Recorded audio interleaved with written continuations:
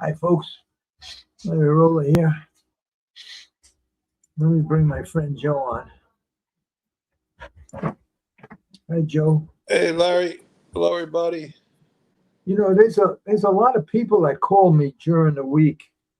I should write their names down because they're such nice people, and we talk for sometimes we talk for hours, and they're such nice people. I just can't remember. I just can't remember their name. There's this one guy I spoke to today, the other day. His name. His name. I'm just stalling now till the rest of the guys come on. So keep your cards and letters coming in. You know what we're going to do today, folks? What we're going to do today, all my neighbors are downstairs, so if you hear them, they're a bunch of women. Um, so what I'm going to do today, because every time they upgrade or whatever they do to the computer, everything gets changed. I used to be able to put pictures up and everything. I can't do that no more. I don't know how to do it. I got to call an expert, one of them experts. Nerds. Yeah, one of them nerds to come in and geek show me how to do it. And then by the time I learn how to do it, they change it again. Yeah. So I don't know how to do it. But what I'm going to do, I try to do it today. But what I'm going to do is I'm going to go. See, there's a ways to do it. Like I already punched in, say, like this picture. I already punched in that picture. But now to do that, I have to go into this thing here. Let me try. You're not showing no picture on screen. Oh, this picture don't come on the screen? I don't see anything. Huh. You don't see that picture on the screen? All I see is me and you and a dog named Boo. Yeah, there's me and the dog sitting there on my lap. You don't see that? I see you and me. That's it. What picture are you talking about? No, there's a picture on the screen of me and my dog sitting on my lap.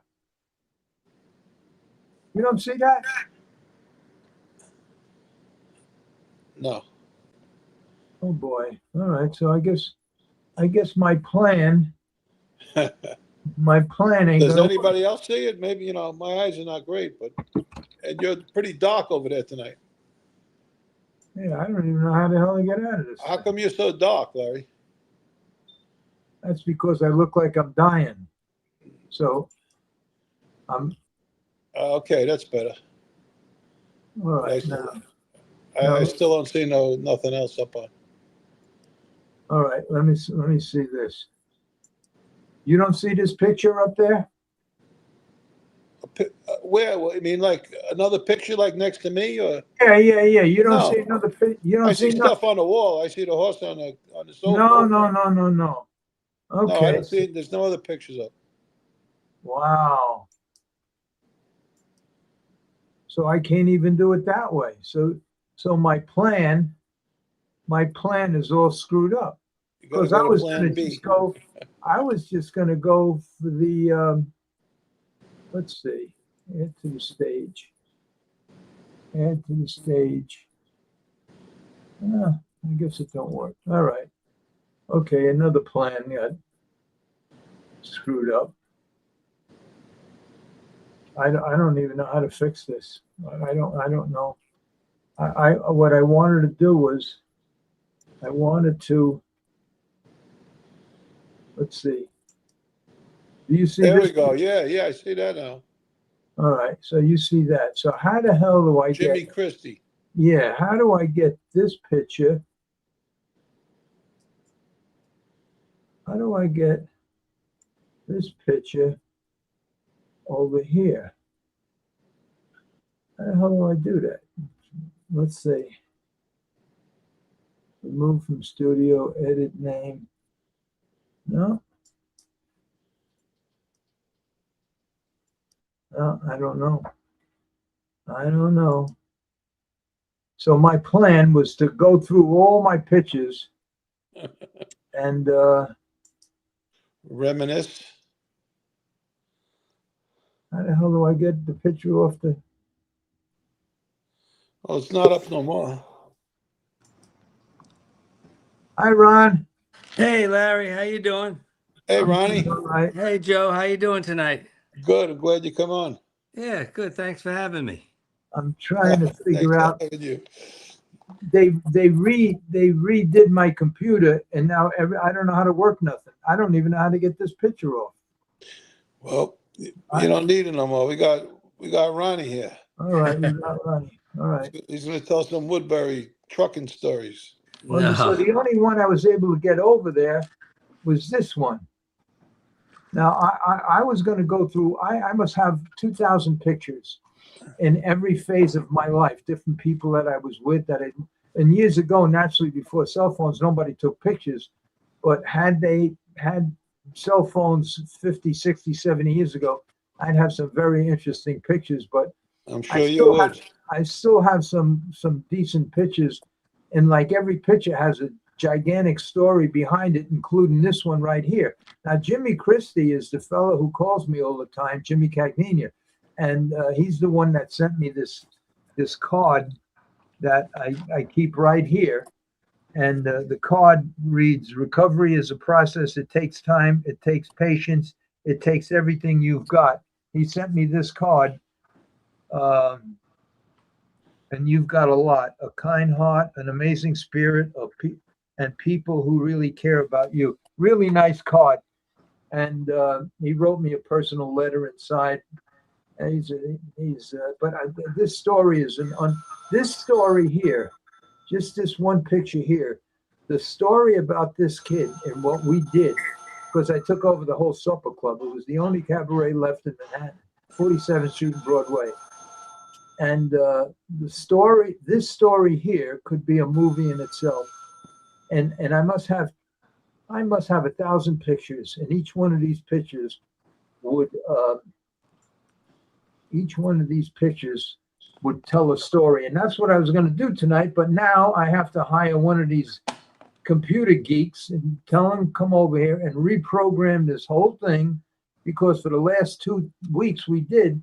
Remember they Yeah. updated everything 1 minute to 8 and screwed Yeah. everything. Yep. So now they finished everything and everything is different. I don't know how to do anything.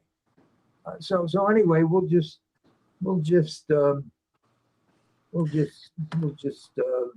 wait for Eddie to come on. In the meantime,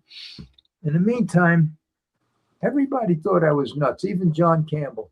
When I went to John Campbell, when the night he retired, he had that party. And Larry, you are nuts. Just to break it in, you are nuts. can you hear me all right? Yeah, but you are nuts. So Yeah. you're certified. Well, you know why? I don't. I only wish I knew how to explain things better. But when you get to be, and I'm not bragging or nothing, I'm just trying to explain. I just don't know. My vocabulary is not big enough to explain it the right way. So I have to explain it the only way I know how to explain it. But when you live the life that I led, and not only in life in general, because when I was in the horse business, there was a lot of things going on after and before the horse business. And you wind up, it's not like having a regular job. You wind up meeting all kinds of people, the good, the bad, and the ugly.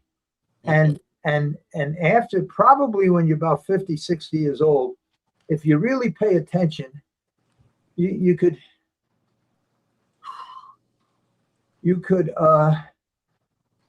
read them.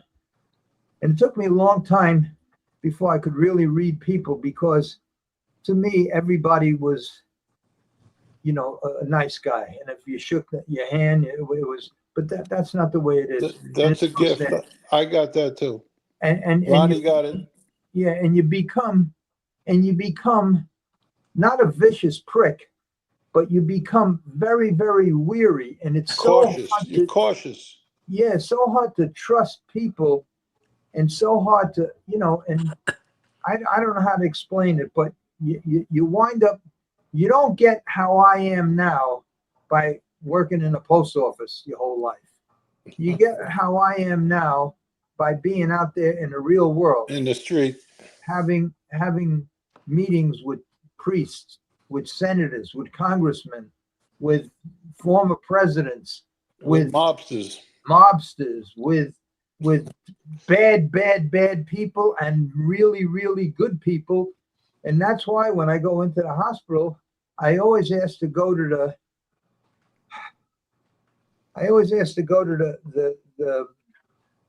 the hospice floor because I just like to talk to them girls and let them know that they're special.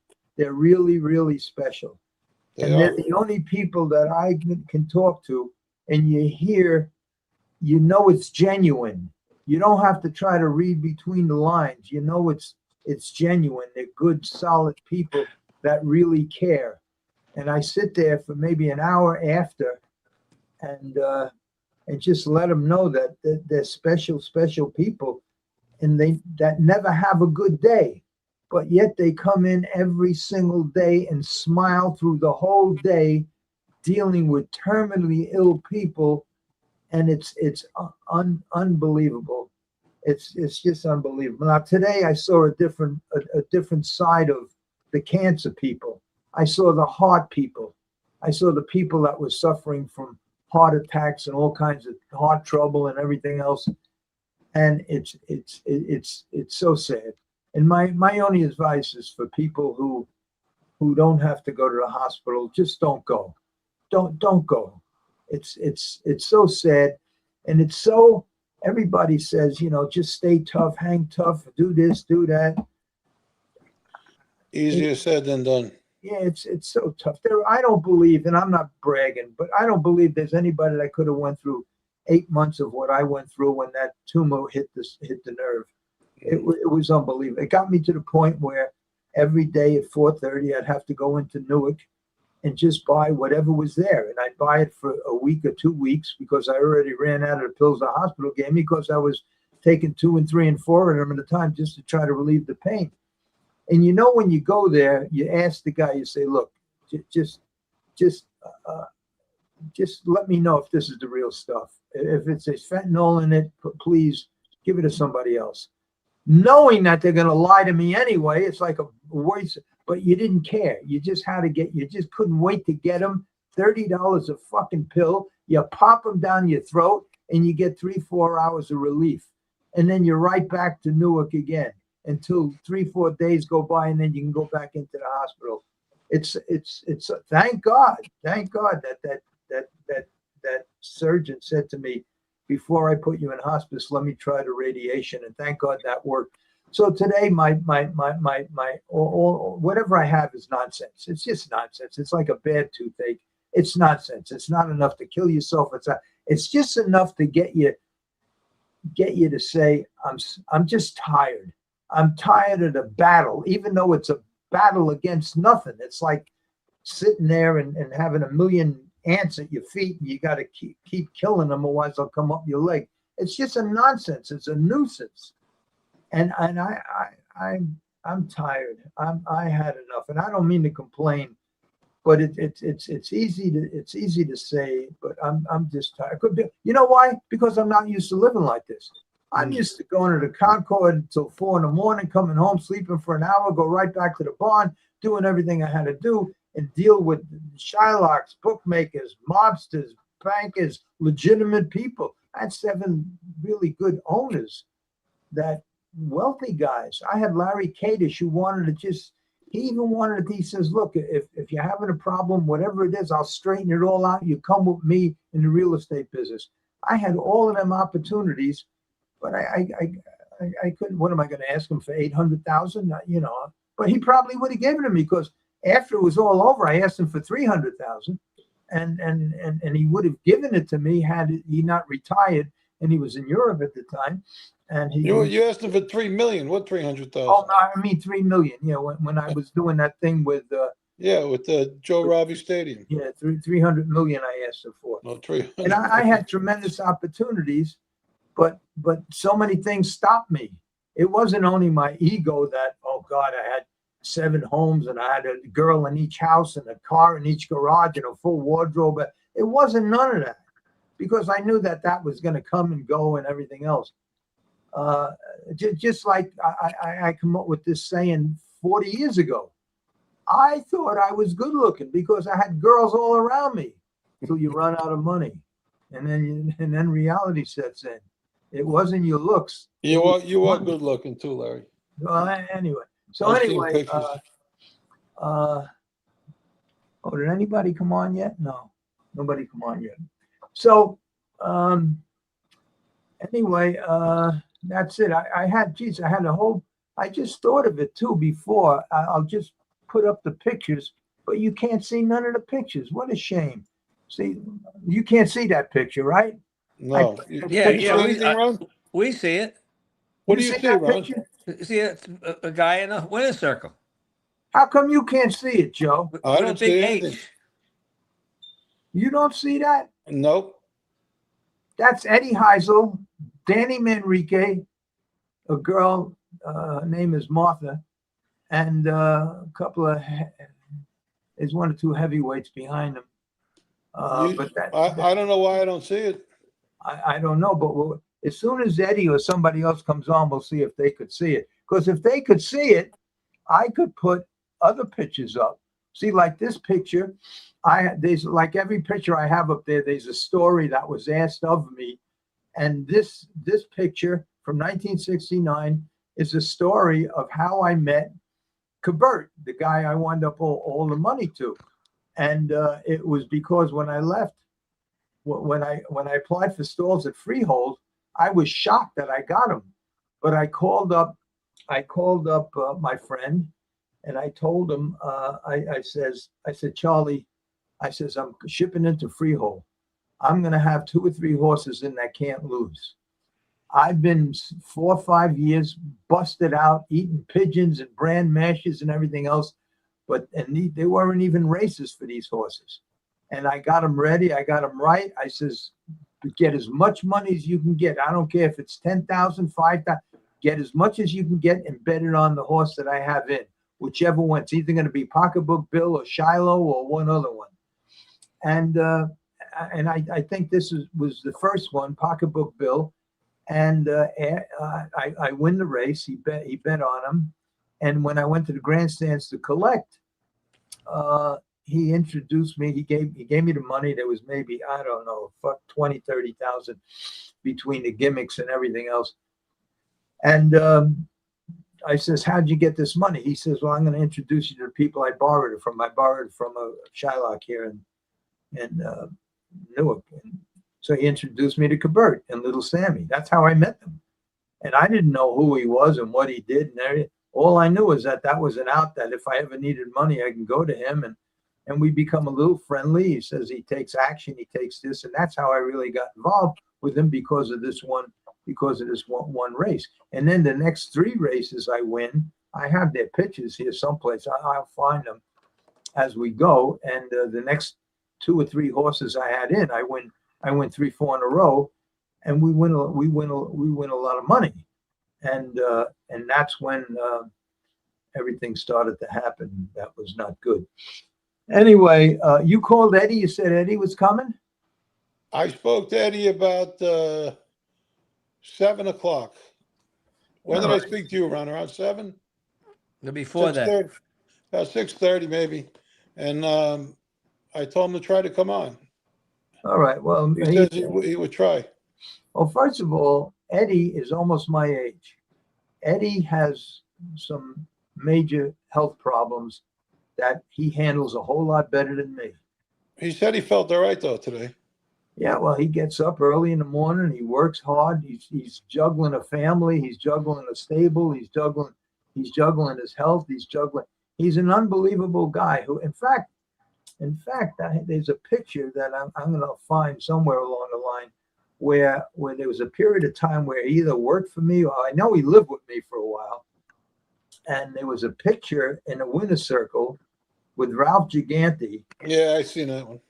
You seen that one? Where that's when his father, the morning of the race, his father showed up at the barn in Pompano. When you poulticed him up to his knees? Yeah, and some stool pigeon or some. They're always, the Gigantes, a good family, good friends, but everybody else is up their ass to be friendly with them. Yeah. So somebody called up and says, you know that horse Larry bought for your son? You gave him the money for 30,000. He's poulticed from his feet to his shoulders. He's next thing I know, 2 days later, the horse is in the go. Father shows up that morning, and sure enough, the horse is in the stall, poulticed from his feet to his knees. And he says, that the horse you made me send up 30,000 for? I says, yeah. He says, this fucking horse better win tonight, otherwise you won't have to worry about nothing. So I get a hold of Ralph. Now, Ralph was supposed to drive him because I gave him all those qualifying drives. And Ralph was supposed to drive him, but his license didn't get there yet. But he got the P license. But it didn't get there yet, so the judges changed drive and put me down. So now I have to drive this horse, and if he don't win, who knows what's going to happen? Because don't forget, back then in the 70s, early 70s, that was the powerhouse of the whole world. That right there. And whatever they said, that was it. It was official. He was sort of the boss of the bosses. So anyway, I have that picture someplace. I'll find it, and you could see. Naturally, I won because I'm still here. But there were situations like that 15, 20 times in my life. That's why everybody says, you've been in the business so long and this and that, and how come you only won 500 races or 1,000, whatever it was? I don't even remember. And I says, look, I can only tell you, I won the races I had to win, and I lost the races I had to lose. Am I proud of that? No. That was just I took the wrong turn early on in the 70s, and I'm trying to look for the U-turn. And I got to do what I got. There was no exit for 1,000 miles. Yeah. So anyway, let me try something. I really don't know what I'm doing, but I'm gonna try something right now. Joe, you still don't. Okay, let me try something. Hold on. Okay, now let me see. Can you see this picture? Nobody? Yeah, I can see it. Can you see it, Joe? Nope. Oh, something's wrong with your thing, Joe. Because if Ron could see it and I could see it. It's Larry and Frank Collada. That's right. Now you can't see it. No, I mean, since I'm doing this podcast with you, it's over 2 years already. I've been on this iPhone. So I'm not doing, but how come I seen Christy before? You got to get an iPad, Joe. I got one. Okay, so that's what you got to use. I don't know how to use it yet. Oh, jeez. I got it about 3 months ago. It's sitting over there. It's not. If I can do it, Joe, you can, because I'm not good at that at all. But I know. I just I got so used to doing this on my phone that. Yeah. Let me see. See, now I can go. It's. I got to send somebody to your house to fix it. To fix your. Believe me, he knows somebody that can do it. Yeah. You see this picture? Yes, that's James James Galdafini. No. Yeah, Larry and James Galdafini. All right, let me find one thing. See, now I used to be able to program. Oh, wait a minute. Let's see here. What do we have here?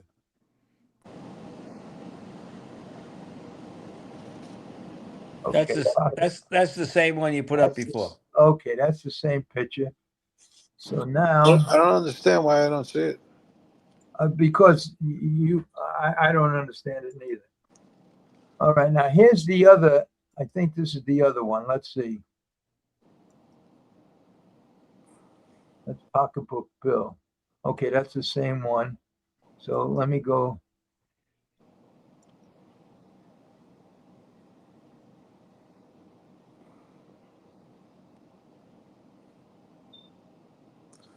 I don't know what the hell's going on.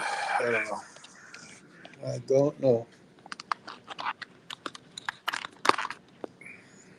You want me to send somebody to your house, Joe? No, don't worry. That's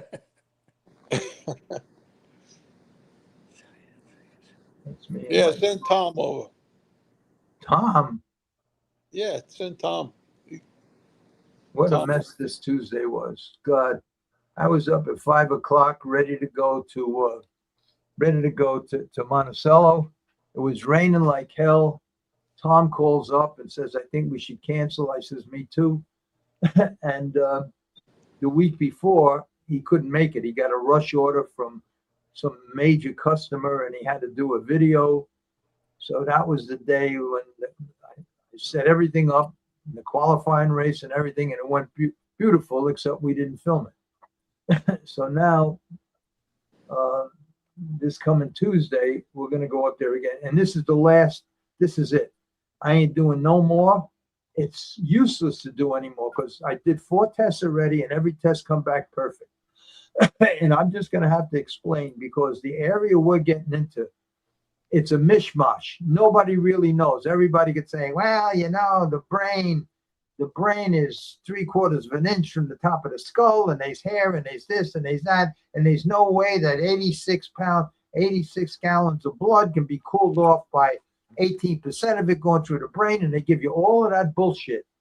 All of that bullshit. Who's telling you that? Everybody tells me that when they call up.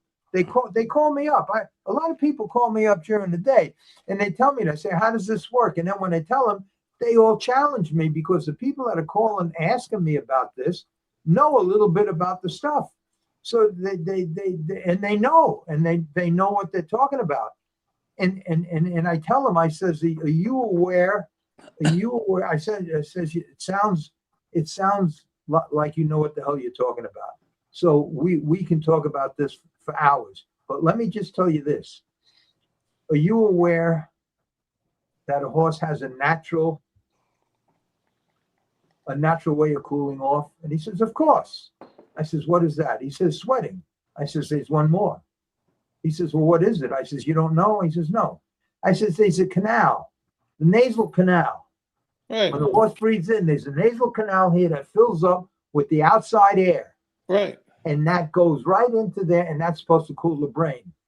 Now, you're telling me that 400 grams of heat-absorbing gel won't cool off the brain, but that air that goes in the nasal passage, which is God's way of creating a cooling system for the horse's brain, that works. It don't work because what happens is if it's 90 degrees outside, what air is going in there? What air? They need help. And then I get into it a little bit. And I says, not only does this absorb the heat from the brain, from that whole area there, and I'm sure it's only 20% of the whole volume. I understand that. But I'm not saying it's going to cool it down or make it all 90 gallons of blood. All I'm saying, it's going to delay to get to the dangerous point. That's all I'm saying.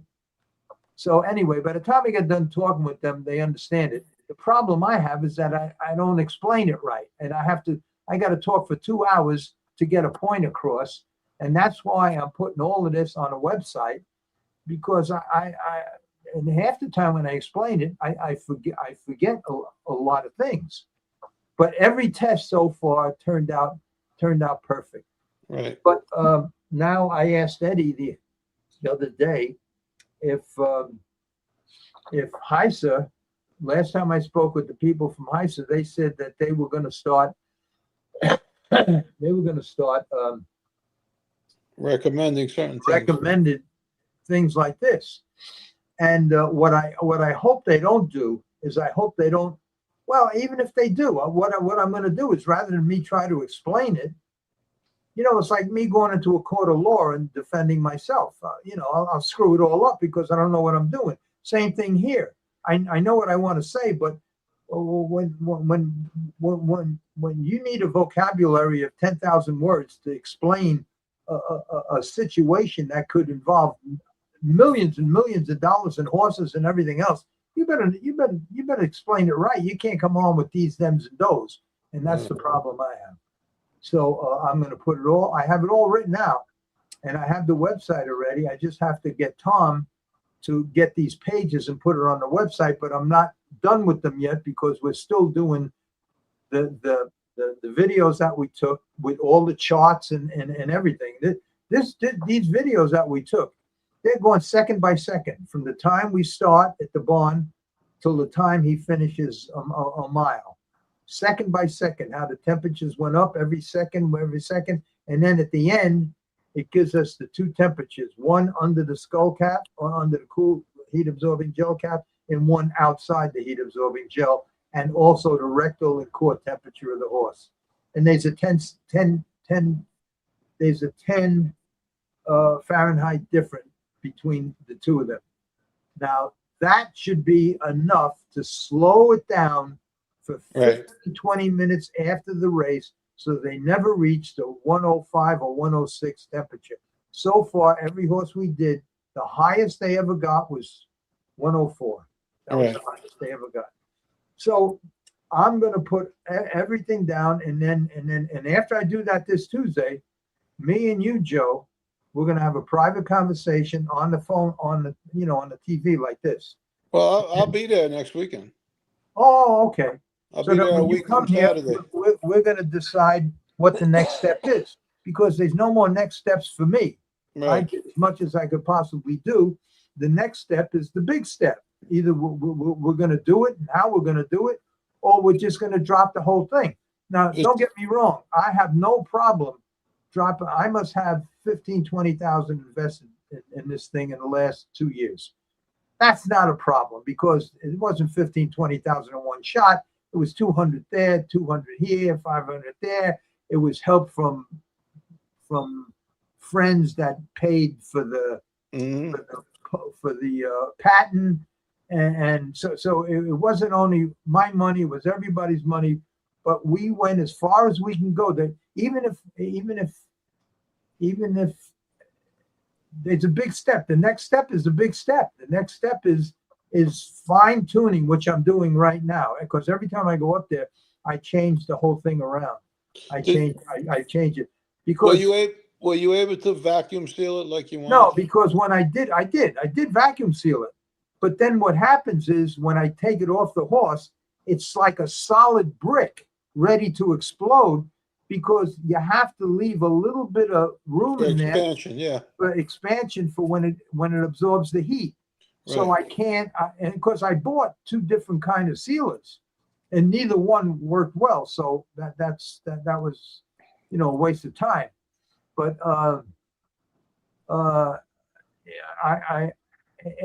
you can't have it too loose, because with a thoroughbred, unlike a standardbred, a thoroughbred's head is like this, just like this all the time. And you can hear swish, swish, swish, swish, swish, swish, swish, and he hears it in his ears because it's right there.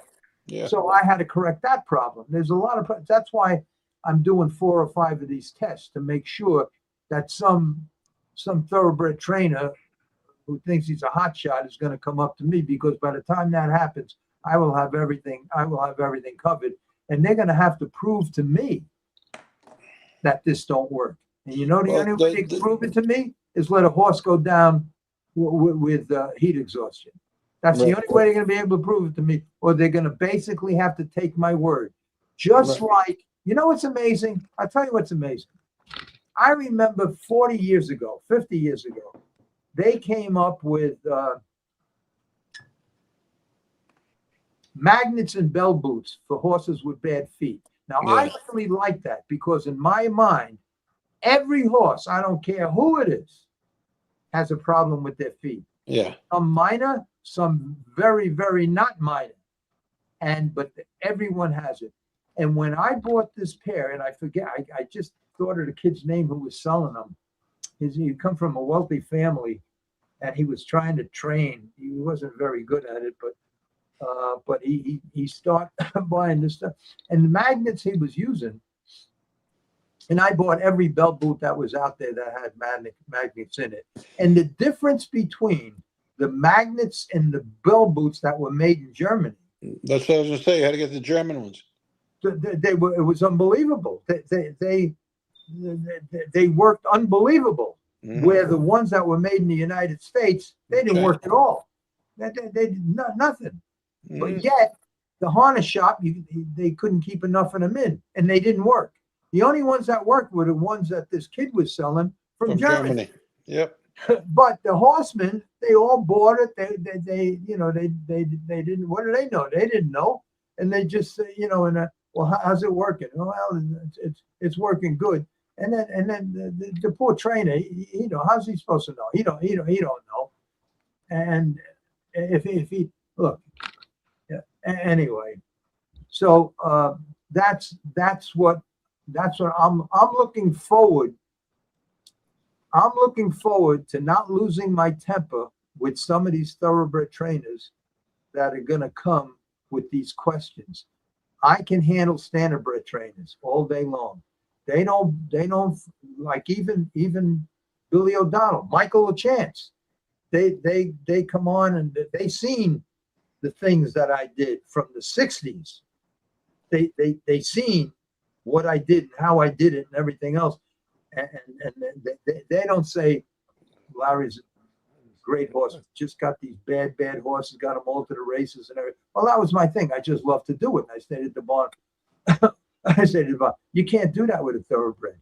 It gets me, used to get me sick when I used to go, when I had thoroughbreds in New York, and they'd show up with suits and ties, and just I can't say too much because these are the people that I'm going to have to deal with. So, but it's just a different breed of trainers. Yeah, of course. Different breed of trainers. I'll never forget Joe. What the hell was his name? Or he trained for that guy that owned Hialeah.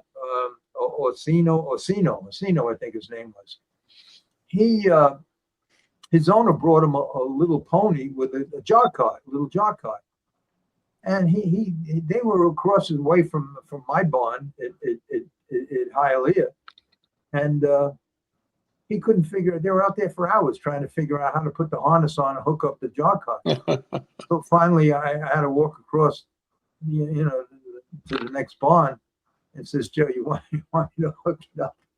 And I mean, it's just unbelievable, and I can't talk too much about it because if everything goes okay, I'll be right in the middle of these guys, and I have to just watch what I say. I think it was Eddie telling me a funny story. I think it was Eddie. I'm not sure that he hired somebody to work, and it might have been Eddie or it might have been your Louis Martinez. You might have told me, Ronnie. I don't remember. But one of those guys hired somebody, and a kid came to work and said, "Yeah, I worked with horses." So the trainer brought out the harness and said, "Here, put the harness on the horse." And the kid who wanted to work said he knew what he was doing. He put the crupper in the horse's mouth. He had it backward. He put the crupper in his mouth. So I thought that was pretty funny. These are the kind of people we're gonna have to deal with. What I think might be the best thing for us, because I've been listening a lot to this Rapoli guy, the guy that's worth a couple of billion, and he seems like a down-to-earth guy. Not flashy, not nothing. Really loves the game, loves the horses and everything else, and is in love with his trainer. He has an opinion, and which is good. He has an opinion because it's an opinion based on something. It's opinion based on experience, talking to not so you don't know as much as the trainer, and I really think it'd be a good thing to set up a meeting with him and tell him all about it, because this guy has millions and millions and millions of dollars of racehorses, and every year he buys millions of dollars worth of yearlings. So set up a meeting with him. Well, I'm not ready yet. I know, but I got to talk to you first. Yeah, well, I mean, when you're going to come down here, you're going to come down in my basement where the workshop is, and you're going to see everything I've done. Now it's time for me now to fine tune this, because the next step is manufacturing these blinkers with sleeves in them that are just right, that are not bulky, they're not thicker than 3/4 of an inch, and they don't swish around, they don't move around, and it's a whole big thing. I'll explain it to you when Yeah, I basically understand it we all. get there. But I think the best thing that we could do is hook up with one of them wealthy guys and just make some kind of deal with them and let them put up whatever is up, because it's really not fair. It's not fair, regardless what you say, Joe. It ain't fair for the people that are involved, meaning everybody on the screen, and that's not on the screen every week. It's Hey, not. listen, as long as if you could do it that way, that's great. Well, That'll be fine. that's basically what's going to have to be done. But we're just talking now what we should be talking about in private. We're talking about it now because I told you that the only shot we have, you can't deal with the Chinese for 15 reasons, and I can go through them. No. You can't deal with them. So you want to build a set of blinkers with American material from this company that I'm involved Right. with. That's non-toxic. The dyes are non-toxic. Everything's non-toxic, because there were a couple of positive tests in thoroughbreds and standardbreds that come from the dye. Yeah. The hoods. And so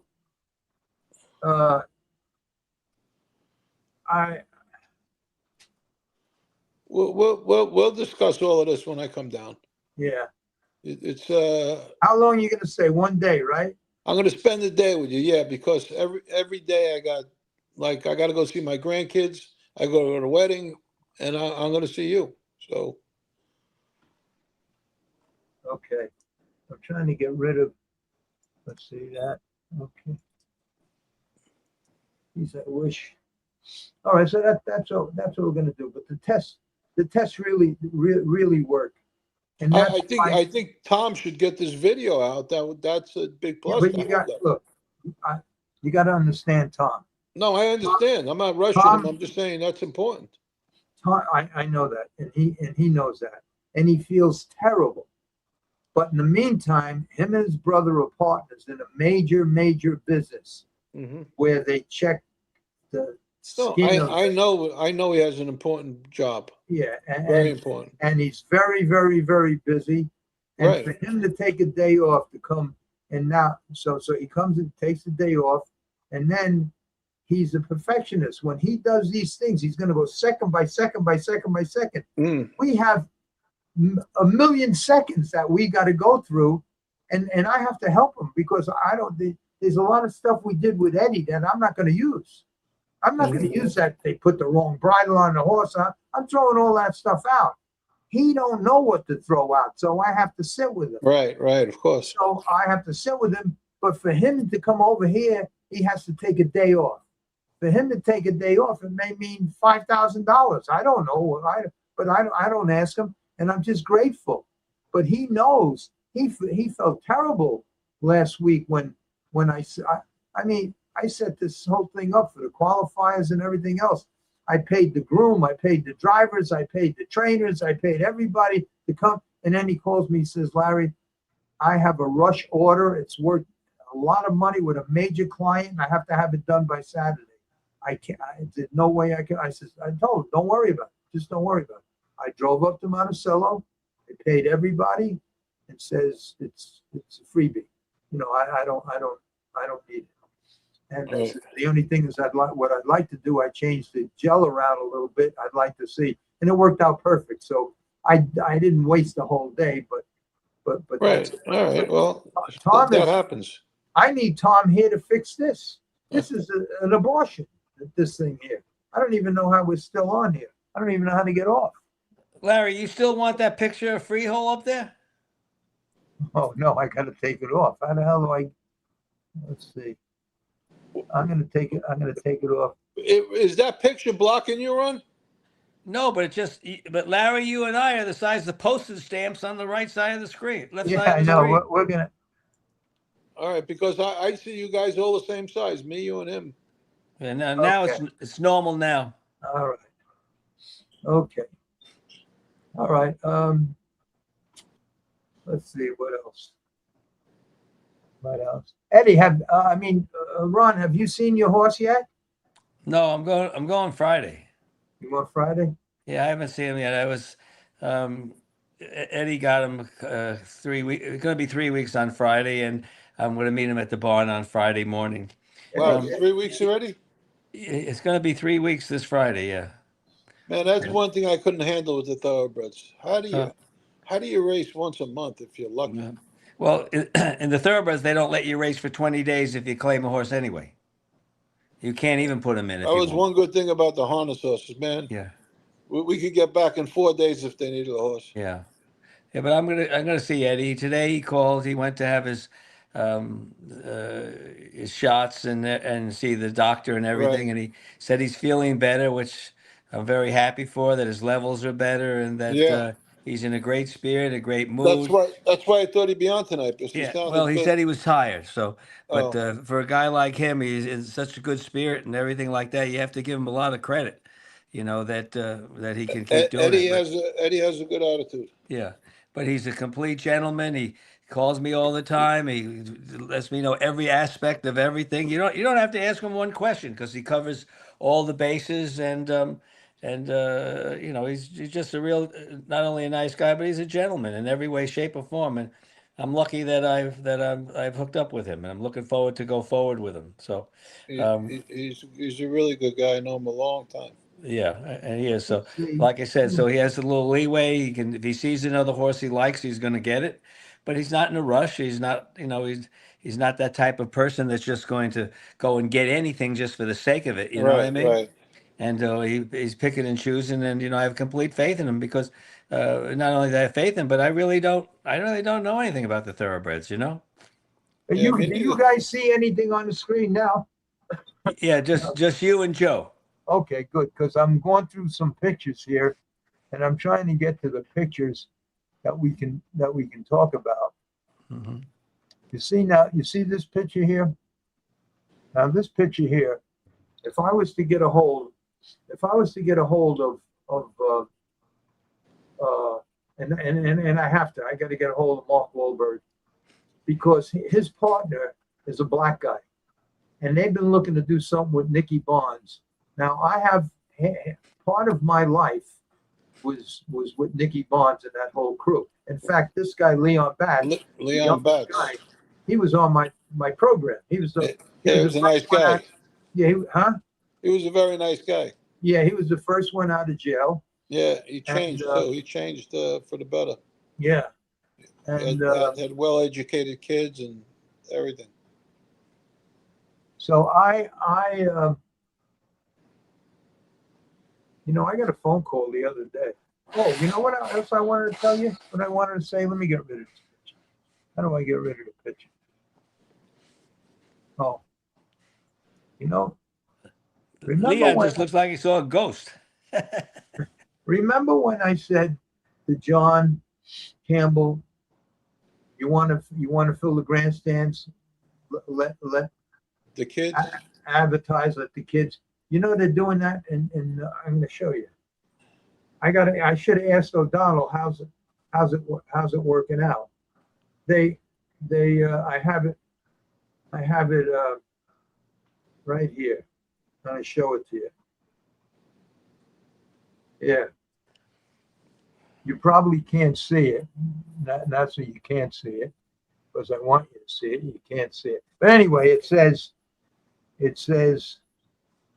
Sulky rides. Experience the thrill of driving a racehorse at Woodbine Mohawk Park, July 4th. Open to guests age 12 and up. They're putting these kids, just like I told Campbell, just get one race a night or two. Put in the first race and the last race. Double-seated jog carts. You'll have 1,000 kids there with their parents. And give away the film of the race, and they're doing it.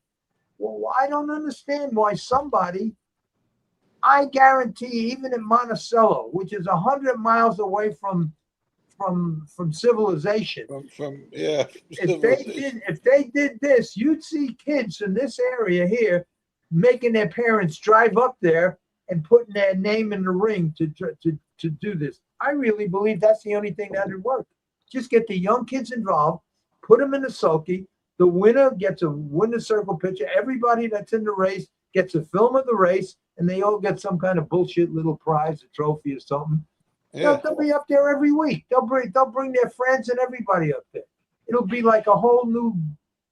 I just don't know. But what I got to ask Billy O'Donnell, how's it making out? The other thing I wanted to say, because there's a couple of guys, when I says, yeah, Detective Sands brought me up, and the first thing they do, they ask you to sign. They push a piece of paper over and they says, "Here, sign this." You say, "What's this?" That's a confession, and notify us where your partner is.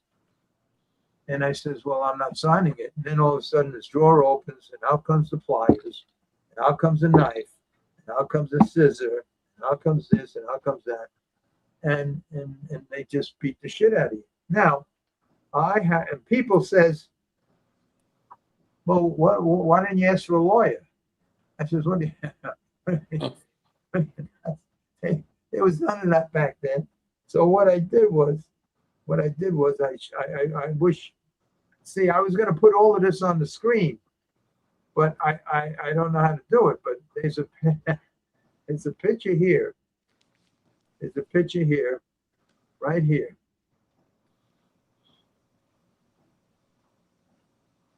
Let me see if you could see this. I wish there was a way that you can't. You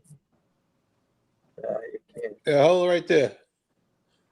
No, you can't see it. You got. I see somebody. Yeah, but Looks like Kennedy. no. All right. You can't see it. This guy was in the detective's office in the chair, busted up, unbelievable. And that's just what happened to me. That's just what I look like. Yeah, I see him now. I see. That's just what I look like when. Yeah, he looked like he got a beating from Mike Tyson. Is another one. There's another one. That's what they did back then. They took you. Sometimes when they're going to really bat you, they take you outside in the back of the precinct in the alley, and they bat you to death. That's what happened to this guy. Then they brought him back up again. But things changed a whole lot, naturally for the better. But let me see something. Larry, did you see any coverage of the Hamiltonian by any chance? I watched it with I watched it. I didn't see any coverage on it. I don't know anything about it. I just watched the race. Well, Fox advertised that they were going to have it from 3 o'clock in the afternoon to 5 o'clock. And I could just sum it up by saying it was pathetic. They had the races from Saratoga, the thoroughbred races, and then they went to the Hamiltonian Oaks when the horses were just coming around the corner behind the gate. The minute the horses finished, they announced who won, and the coverage went right back to Saratoga.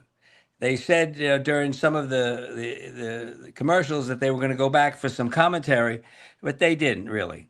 And then finally, when the Hamiltonian came on, that also came on where they were just behind the car, just starting.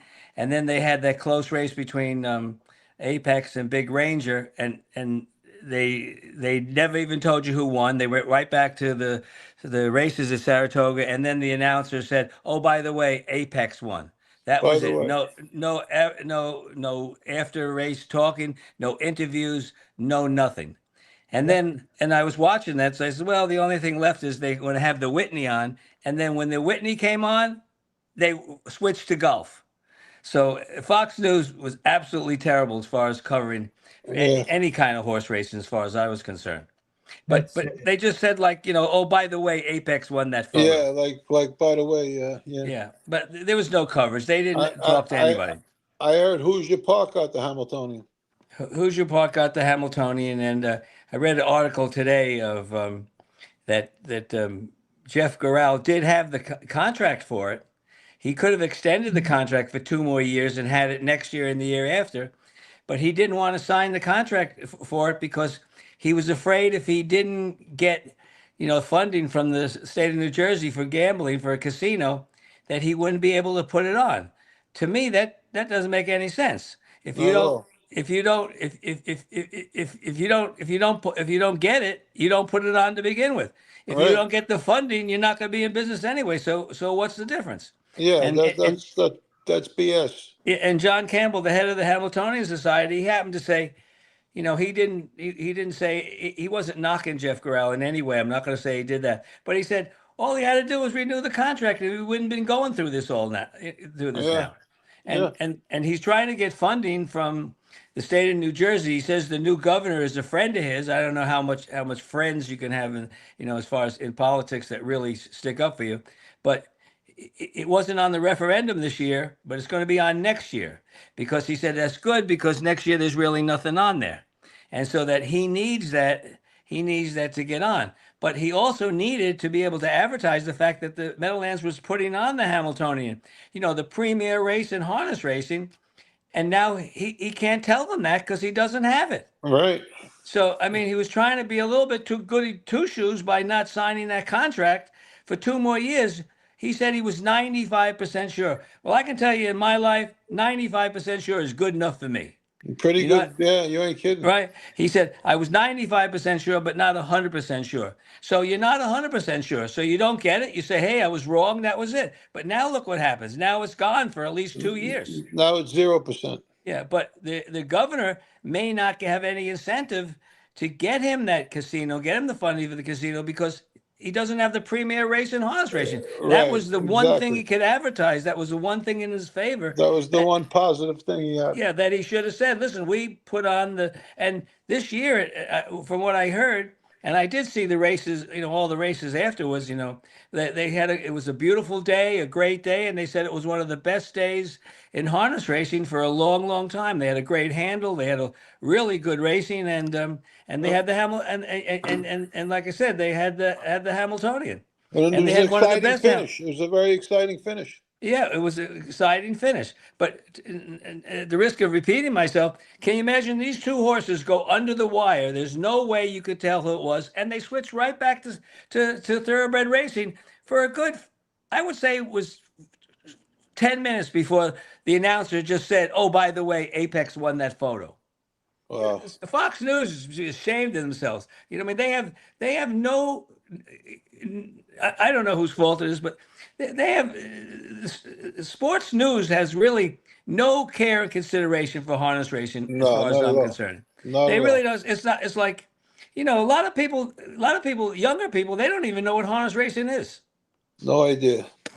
That's why making them kids driving a race, it'd be unbelievable. You give them a whip, you have the driver sign the whip, have the driver sign a picture with you, go in a race. I wish it, you know what I'd like to do? If I was younger, I would do it. I'd go up to Monticello and talk to management and say, give me 1 day a week, just 1 day a week, and let me do this. And let them sign a waiver in case anything happens. So anyway, yeah, I want to put this up because a lot of people say to me, because when my book came out and I first did the first 20, 30 of the podcast, a lot of people had questions because a lot of the things that I did are very hard to believe. So you almost have to prove almost every step of the way. So when they says, how did you ever get to the jockeys and the flats and this and that and everything else? And I says, well, if you read the book, you'd see. Well, here was proof. See, Yakaza is a winner at Monticello Raceway. Okay, they came to me and they asked me,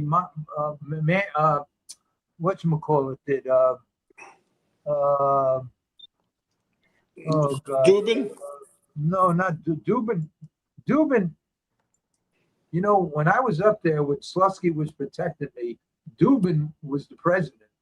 And Dubin was the president of Yonkers when Tannenbaum threw me out. So he knew of my story. So when I became very, very close with Slusky, it was after a week I became very close with him because of the girl involved. Right. He told me, he says, Dubin didn't want me to give you stalls. It was Monica that got you the stalls. He says, but So Dubin didn't like me only because of I got barred from Yonkers. He told Charles, what are you letting him in here for? And but naturally Charles overruled Dubin. But that was a problem I had, because as soon as Charles died, when Charles come to my barn in Florida, and the limousine pulled up, and the driver says, Charles wants to see you. He's in the back. I went to the back of the limousine. He's sitting there with a big oxygen tank and a mask on. And he says, I come to say goodbye. So what are you talking about? He says, they want to give me a heart transplant. My heart is like 100-year-old man. I'm not doing it. They give me a couple of more weeks to live, and that's it. So I couldn't believe it. But right after he died, it wasn't 2 months that they come with this bullshit thing that they barred me again in '86. Anyway, I think let me just run down these comments here real quick, and then we'll get back to whatever we were doing. Sundance, hi Larry, hope you're feeling better. I am, and you see, Joe, I've been rattling off now for 10 minutes nonstop, and I'm okay. If I stop talking, I'm okay. Do you know that the minute I stop talking, if I walk from here to the steps, I can't breathe? Do you know that when I went to the doctor today, I walked from the elevator to her office. I had to sit down outside. They came around and said, are you okay? Because wow. And I says, what is it? So that's why they give me all of these tests and everything else, because of that. But it can't be anything but anxiety. But I never had anxiety in my life. I'm not afraid of anything. I went through all of that stuff. I'm not. You think I'm afraid of dying? The answer is no. Am I afraid? The answer is no. Why would I get anxiety? But the minute I stop talking and walk from here, when I'm done with this podcast, I walk down the steps. I have to sit down for 20 minutes. I can't breathe. Now, everybody says it has to be anxiety. Now, the reason I went for this heart thing today, and she's my friend. She's given me every test. Today they give me 3 tests, and Tuesday I'm going for the dye and the thing, because I just want to rule out any heart problem. Because the next thing are the 2 tumors in my chest, which probably is the reason why I can't breathe. But it's getting serious now. Where unless I talk all the time, I can't breathe. Now, it can't be that the cancer is screwing up my lungs, because when I'm talking, it's not like that. No, it's just anything physical. Who the hell knows? Anyway, Sundance, Tuesday, Wednesday, I'm getting the other test. Okay, let's see what this says. Michael, good evening, Larry. Good evening, Michael. There's another guy that calls me a lot, talks to me a lot. He's a good guy. The other guy that calls me all the time, what a good guy. In fact, he had me on the phone for about an hour, and he watches all the shows. Let me see what a good guy he is. And he put about 50,000-60,000 up for my friend Lou Palucci, who's doing that ride sharing thing. And he's waiting for George. His name is George Moss. What a good guy. He lives in California. What a good guy. He calls me all the time. A lot of these people call me all the time. There's a lot of nice people out there, but they're probably, our age and bored to death. Anyway, George Moss. He lives in California? Yeah. I know George. Yeah. George is the guy that helped me out with the Ozempic. I'm pretty sure that's the same George. Well, did you meet him on the podcast here? Yeah, he called me up when I was looking for Ozempic, and I sent him a check, and I remember George Moss. Yeah, that's him. He's he texts me once in a while. He's a good guy. All right, here's something involving Mike says, "Oh, hi, Mike." I just seen that. Let me put my glasses on. Yeah, that's Michael. Yeah, he said hello, Joe. All right, Okay. here's the guy. Here's hi Larry. Did you get my text regarding Divine Equine? Yes, I did. And in fact, the day you sent it, Vince, I called up. I called up Joe, and I told Joe. I says, look, I went to see the Amish in Pennsylvania. I spoke to all of them. They can't make this hood.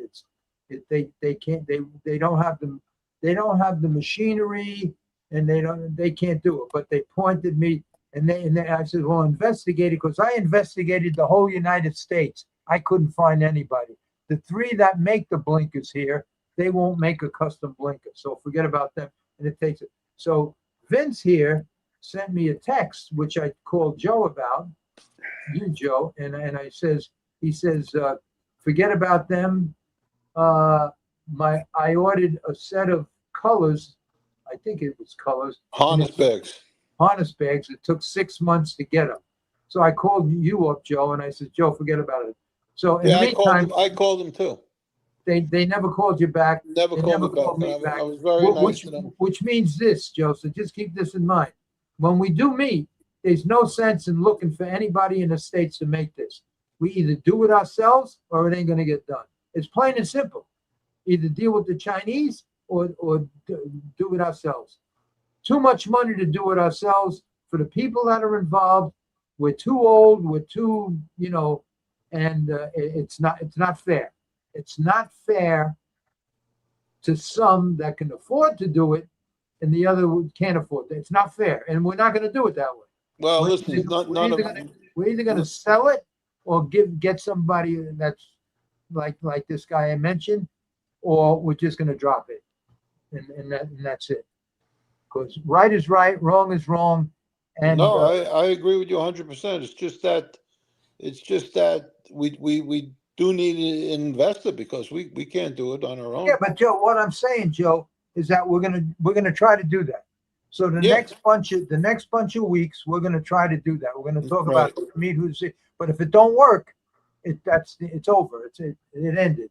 That's it. No more. On to the next thing.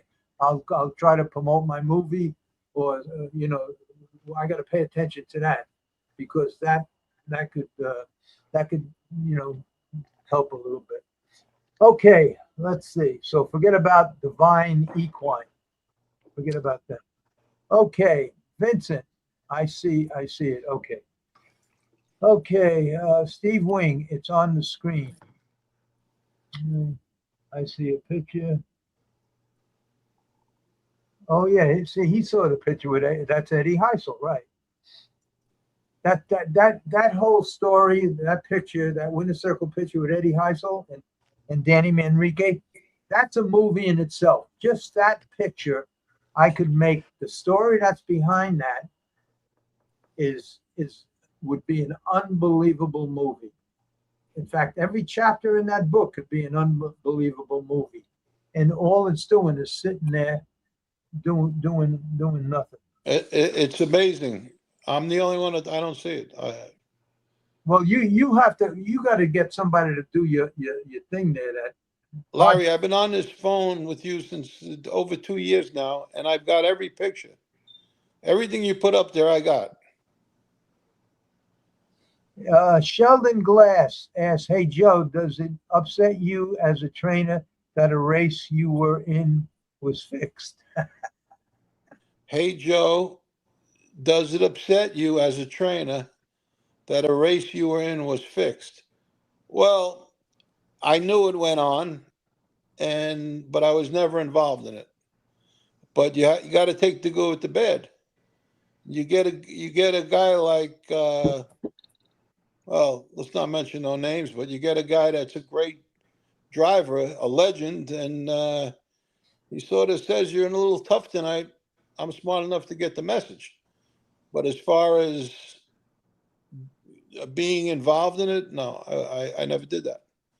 I wanted to win. That's all I wanted to know, and I'm sure there were many races that I could have won that I didn't win for some reason or another. But I'm sure it worked the other way too. So, what are you going to do? It's part of the game. Sundance says Ron, you had to watch it on FS2. Fox did a horrible job. Yeah, we know that. That's what I just said. Yeah. Okay. Ron, you're right. They did a horrible job. I heard it was on FS2. That's correct. All right. Internet gambling and pay. Let's see. Let's see this. Larry, every horse race in every racehorse in every race is going to be required to wear the cool cap if things go well, correct? Well, that would be wonderful if they make it mandatory. And there's a great argument to make it mandatory because they don't even have an explanation. They just call it sudden death. Thousands of horses die each year under the heading of sudden death. And why won't they describe it? Because they know Right. why And die. they know when it gets a certain temperature Yeah. and a certain humidity, they're breaking all the rules. Right. So they know, so they just call it sudden death on to the next thing right away. It's sad. And that's why I have probably 10, 15 pictures of horses that are faltering, going down in a race. Collapsing. Some I put on the thing here, some I didn't, some I showed, some I still have. And it's terrible. So if they're really interested in protecting the horse, they should make it mandatory. Hey, look, they make a big stink about the difference between an eighth of an inch and 3/8 of an inch of a grab on an aluminum shoe on a thoroughbred that's going into 4 inches of dirt. Does that make any sense? No. I mean, it don't even make sense. I just don't understand it. And I wanted so much to meet with the Lisa, the girl that's head HISA. But then I got sick and I went into the hospital. But I want to meet with it. Now I just heard two things. One thing that Joe Feraldo put on Facebook, that HISA spend like $100 million a year over budget and everything. Like they could, and then they hired. I shouldn't say this, but I'm going to say it anyway. And this will probably blow the whole fucking thing. Don't say it. I'm going to say it anyway. The HISA hired. I won't mention names. They hired 3 people. One very recently that makes my record look like I was an altar boy. And they hired them as an advisor on their thing. And their budget keeps going up from 60 million to 80 million to 100 million. It's going out of control. There's a big thing on that Joe Feraldo put up on Facebook that explains that whole thing. And it's really terrible. And what has and in the article it says what has HISA done to warrant that kind of investigation? Nothing happens. Nothing happens. All they do, they catch somebody, they give them 100 years and $100 million fine. That's it. But nothing has changed. I can't talk. I don't want to talk about Larry, it. that person they hired must be of public knowledge. Why can't you tell us who it is? Well, it's Baffert. They Who? just hired Baffert, Bob Baffert. Oh. Oh my God, really? Yeah.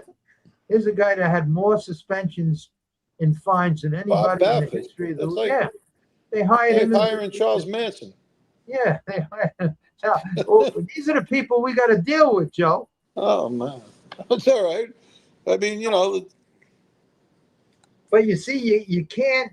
You got to go to somebody with an open mind, like this guy Roselli, whatever his name is. You can't go to somebody like Baffert because they'll hit you with all bullshit logic that everybody falls for. And who are they going to believe? Him dressed in his suit and tie with his beautiful white hair and his sunglasses, or me? So.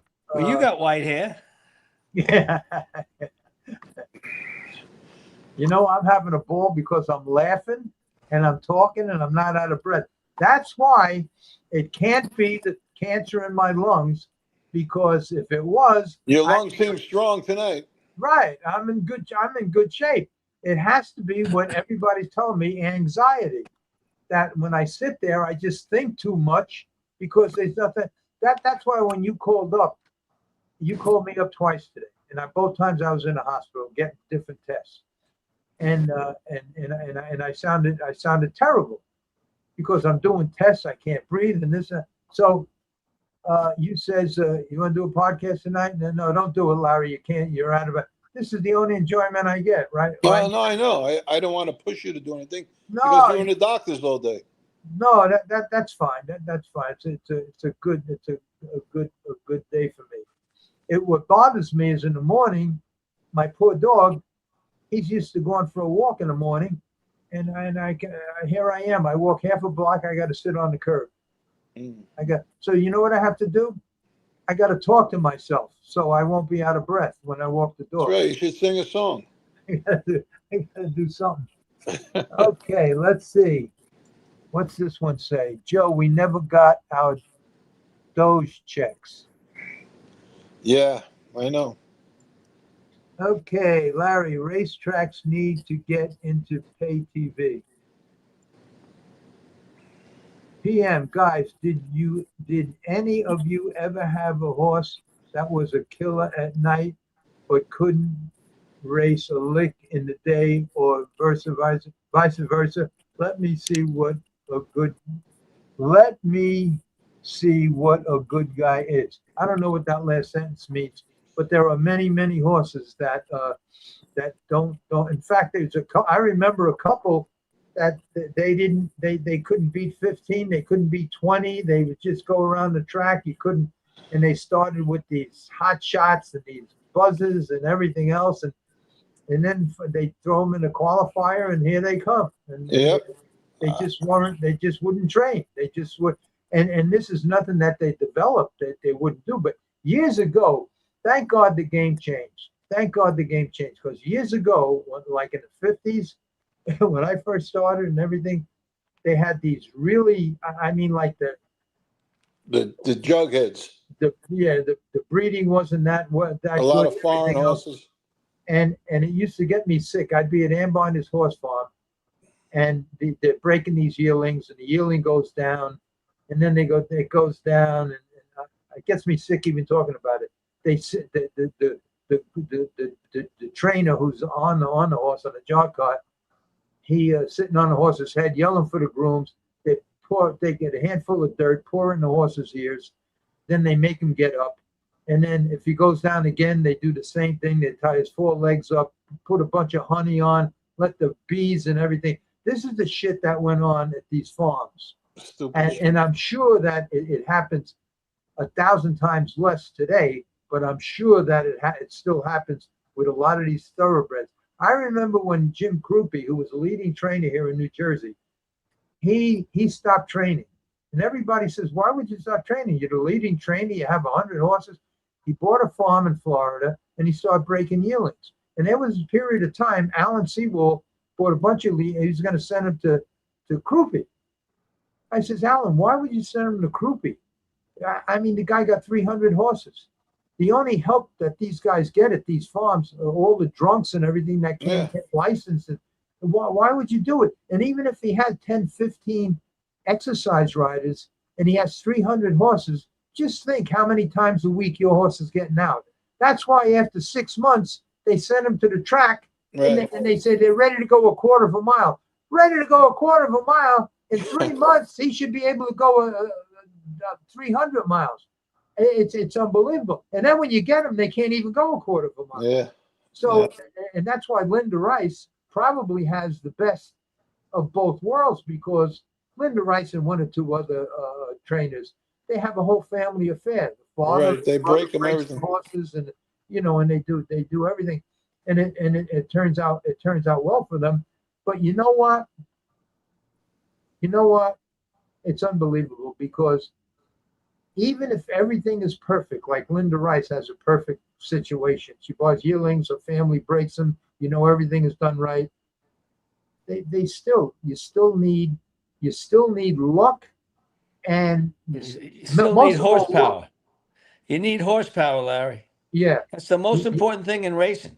Yeah, any jockey can put him in the right direction. Any harness driver can put him in the right direction. You got to have a horse. If you don't have the horse, you don't have anything. Very, very true.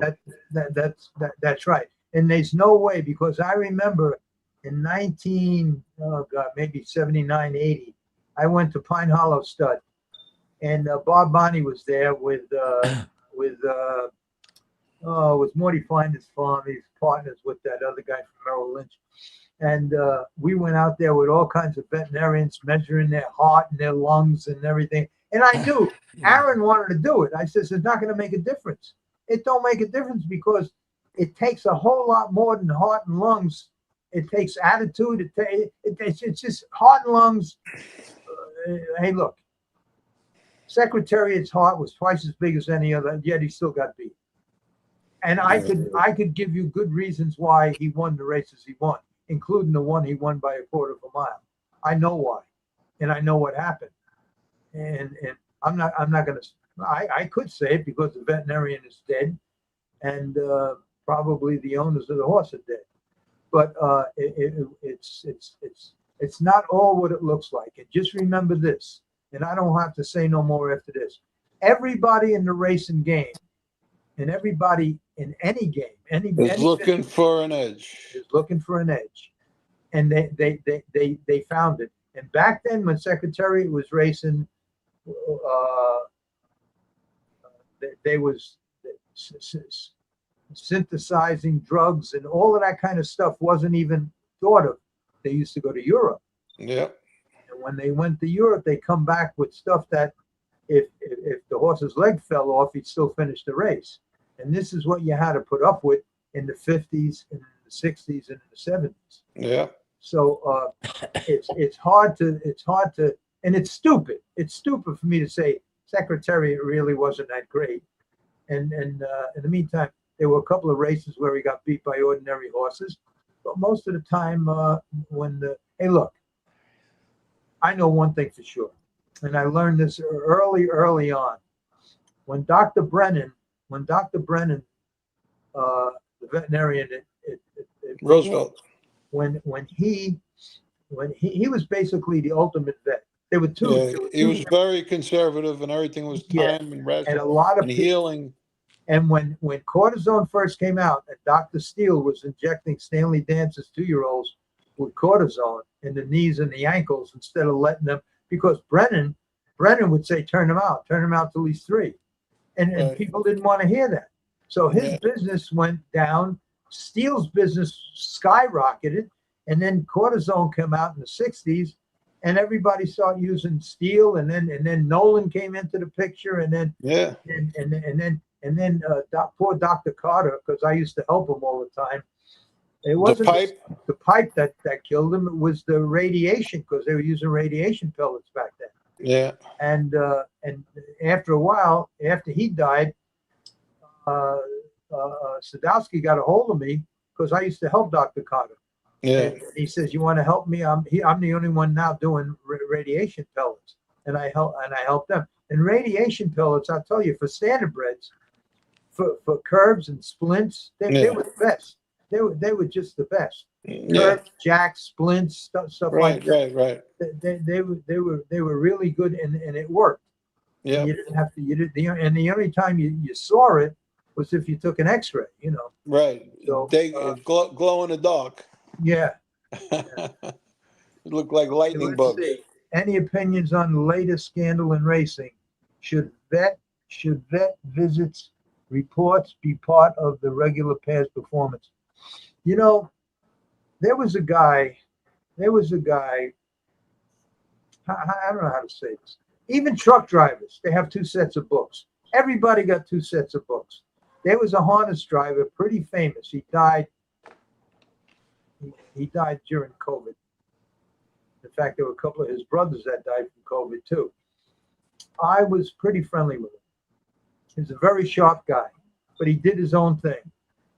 And in his office on a shelf, he had books this thick. And they were all the records of what the vet did. But instead of, I'll just make this up, instead of saying Banamine, he said distilled water. So The records that were shown was that the vet gave the horses still water. In the meantime, it was Banamine 8 hours before a race.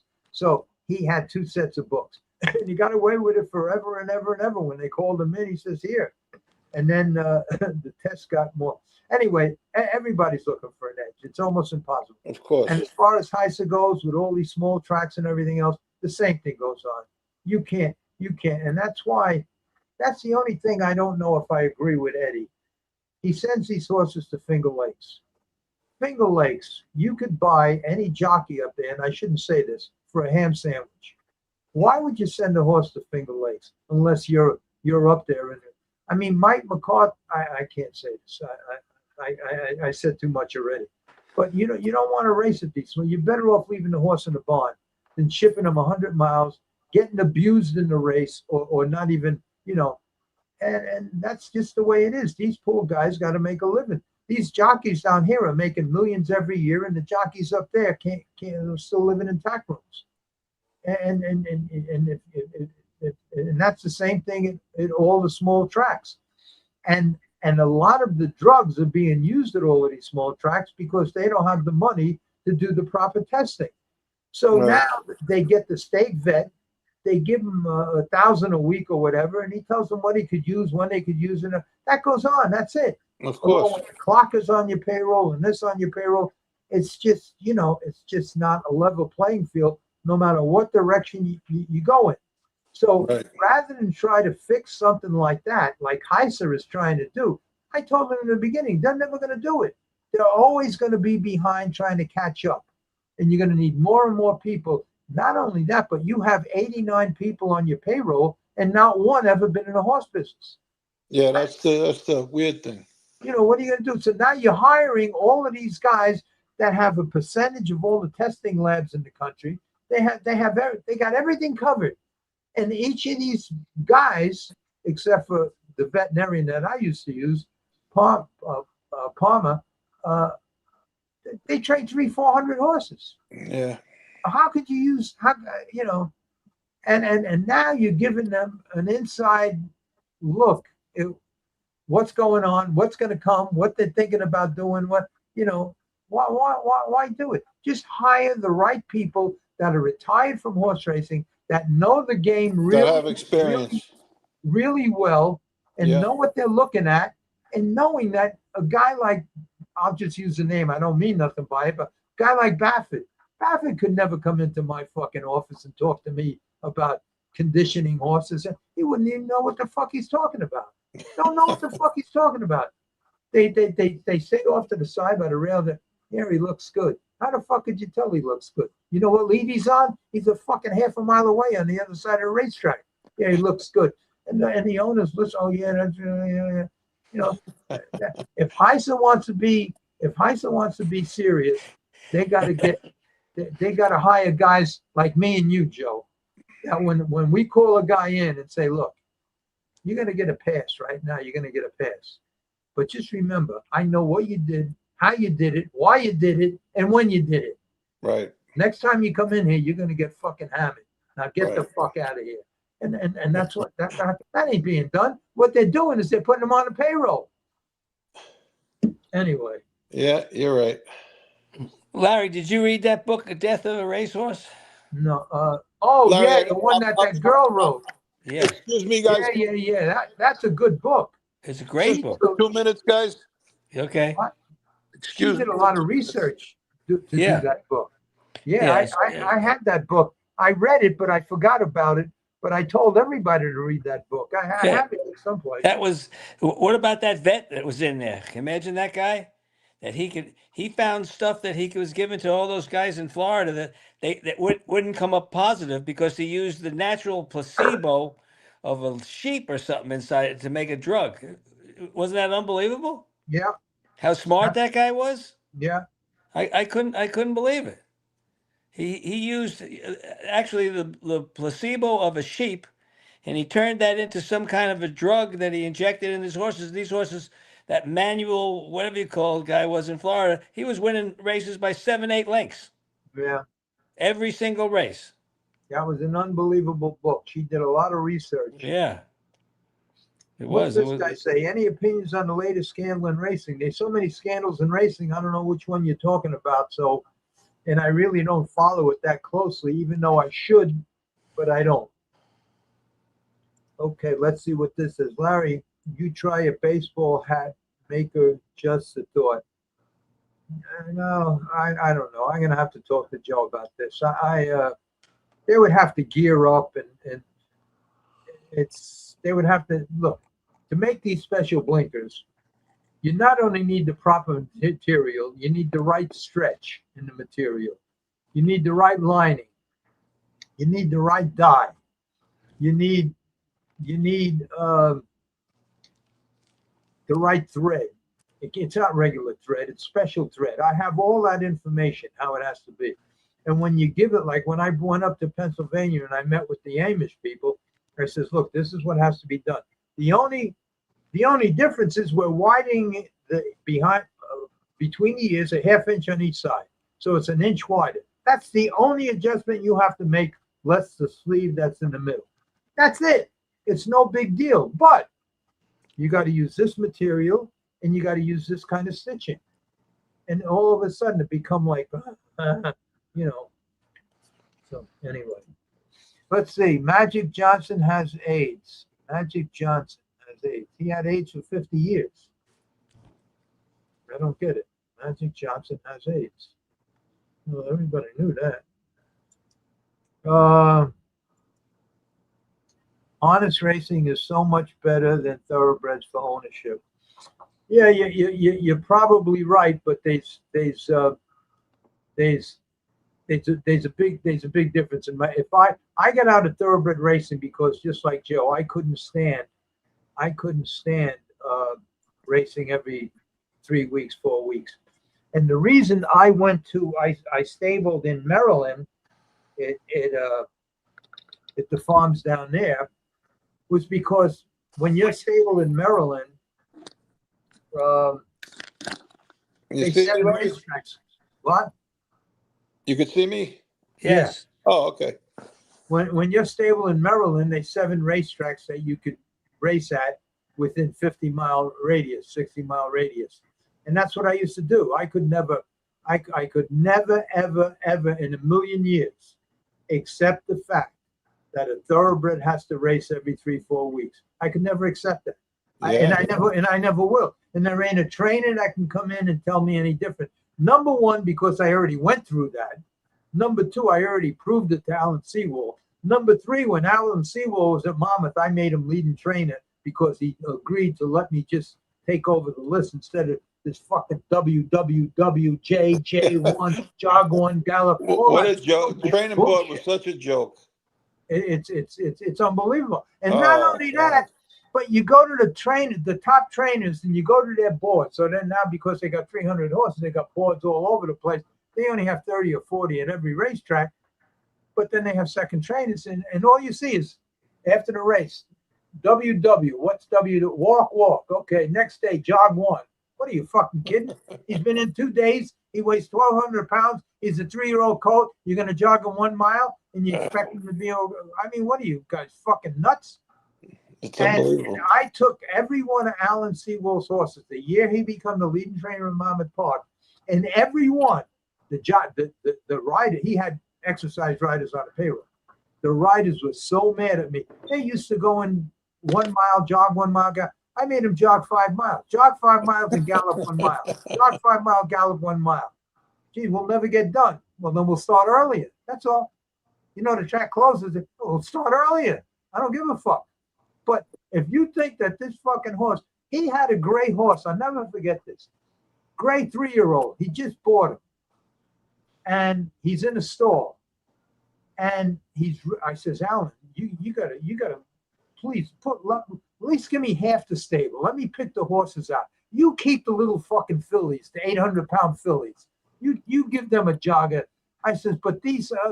So I go in one morning, and the right above the stall door up there, they're padding that whole thing. I says, what are you doing? He says he keeps hitting his head. He got bleeding, got stitches.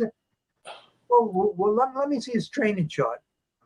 The fucking horse is 1,200 pounds. He's You're jogging jogging a 1 mile a mile, day. galloping 1 mile. He's a 3-year-old colt, 1,200 pounds.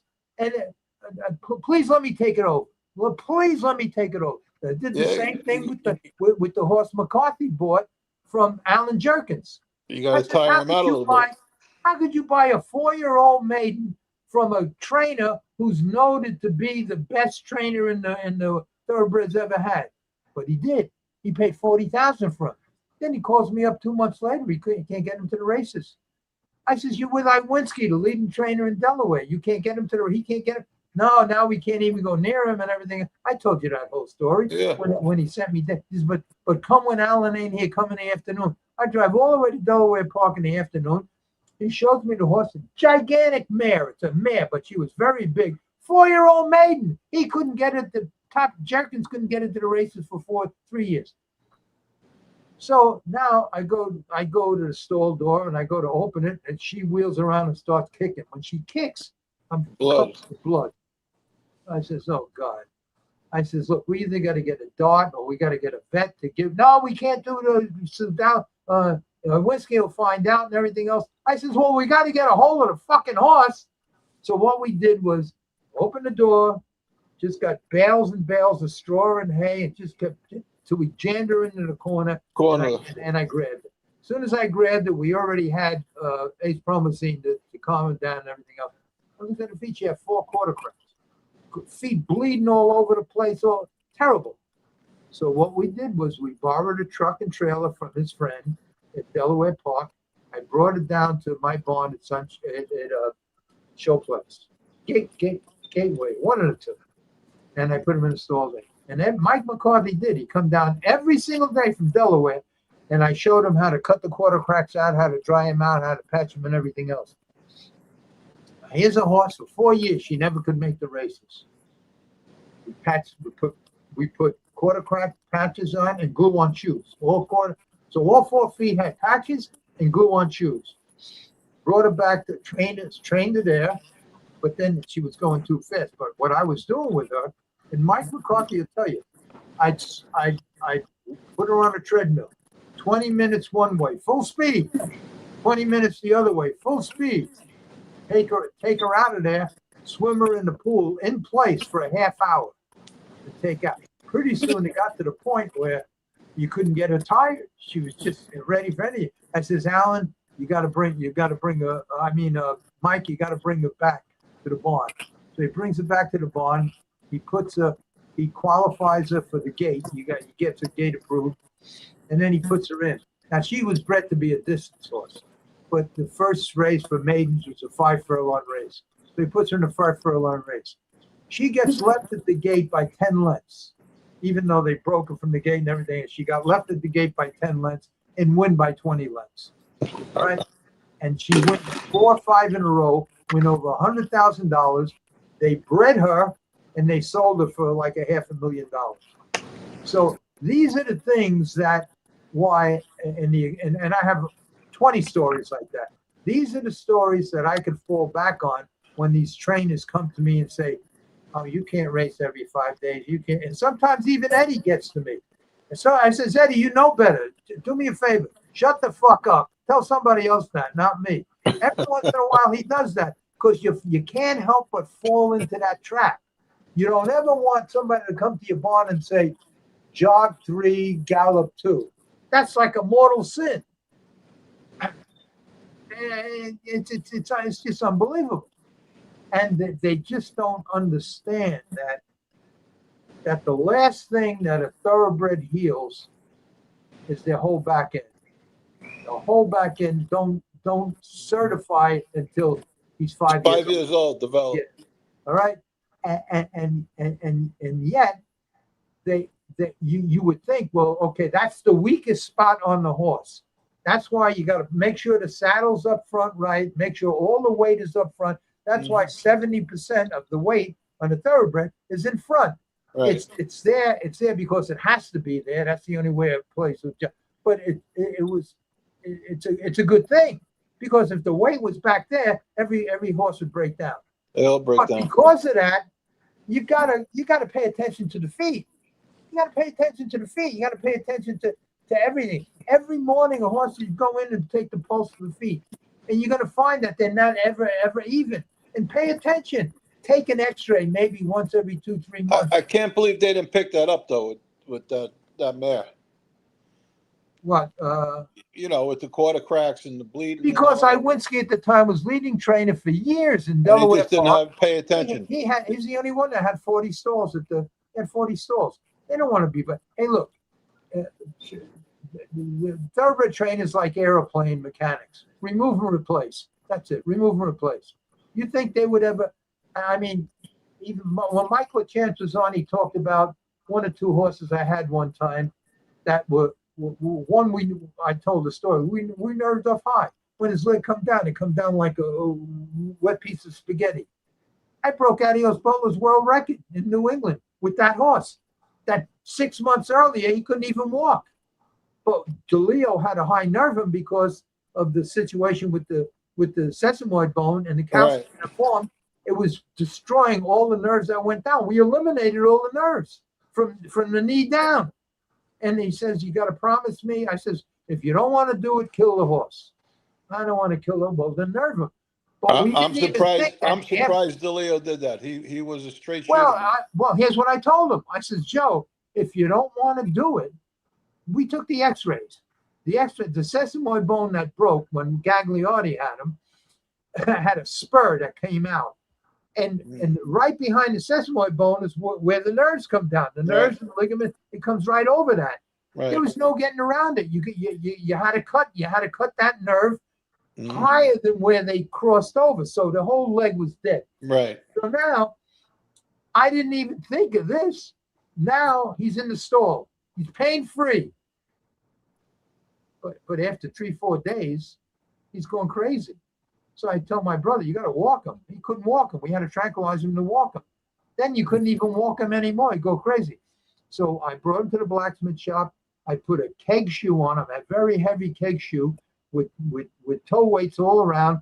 And I tranquilized him and I walked him. And the weight brought his leg up and put it down. Right. I won't go into the whole thing, but I brought that horse to Lincoln Downs because I had to take him with me all over. I couldn't turn him out on a farm. So every day I jogged him. And when I asked for a stall at Lincoln Downs in 71, I put his name down. So the race secretary calls me in and he says, "Listen," he says, "I got Bucky Day here. I got Henry Fillion here. I got Michael Chance here. I got Bucky Day here. I go, whatever." He says, "We need one more horse to make this open pace go. Otherwise, these guys are going to ship out. I can't let a race go with 4 horses." He says, "Your horse is the only one on the ground that fits that based on past performance." I couldn't tell him that the horse was fine. I couldn't tell him. I says, "Okay, you use him." So, but I was jogging him every day at that point, jogging him and then turning him miles in 20, 40, just to get so he would. And he was safe, huh? Well, he wasn't safe. You had to hang on to him. But after a while, after a couple of months, you break any overchecks? Did you break any overchecks? In the beginning, yeah, but then I took the checks off. I took everything off. Yeah. So now we're in the race. So I go to, and LeChance was on. He told the story. I go to Henry and Michael and them in 1971, and I says, "Listen, Bucky Day," I says, "there's only 5 of us. Forget about my horse. He's just filling the race. Do whatever you've got to do. Just let me know." And every race, every different guy won. This way they keep the race going. You can't make the same one. Right. Yeah. So finally, every week I'm racing this horse, and every week he's finishing last, first distance. Then the race secretary called me up and said, "One more performance. They're going to have to put you on a qualifying list. If you go on a qualifying list, I won't be able to fill that race. You're going to really fuck me up and everything else." So next time I urged him a little bit, and he responded well. Finally, day comes now, like he's 100 to 1 on the program. He's last every week. So I had Fritzy the groom, worked for me, Wilfred Martel, and he spoke French. He was French, and I says, "Go see Michael and go see and tell him that I'm gonna try with this horse today. So whatever they do, I just want you to know. So he come back, he says that I was crazy. All right. In the meantime, I left the gate, quarter of 26-1. Michael verified all of this on a podcast. Quarter of 26-1. This was in 1971. 26-1. That was unheard Made of. the top, and here they come. There was only 3 other ones. Here they come. At the top of the stretch now, because of the shuffle, I'm last on the rail with a ton of horse. I get free, and I win by open lens. And I break Adios Butler's world record for all New England tracks. Now, Michael told that story because nobody would believe that story. No, he did tell it. I heard him. He did. He verified it. Yep. So these are all the things, and I must have 100 stories like this.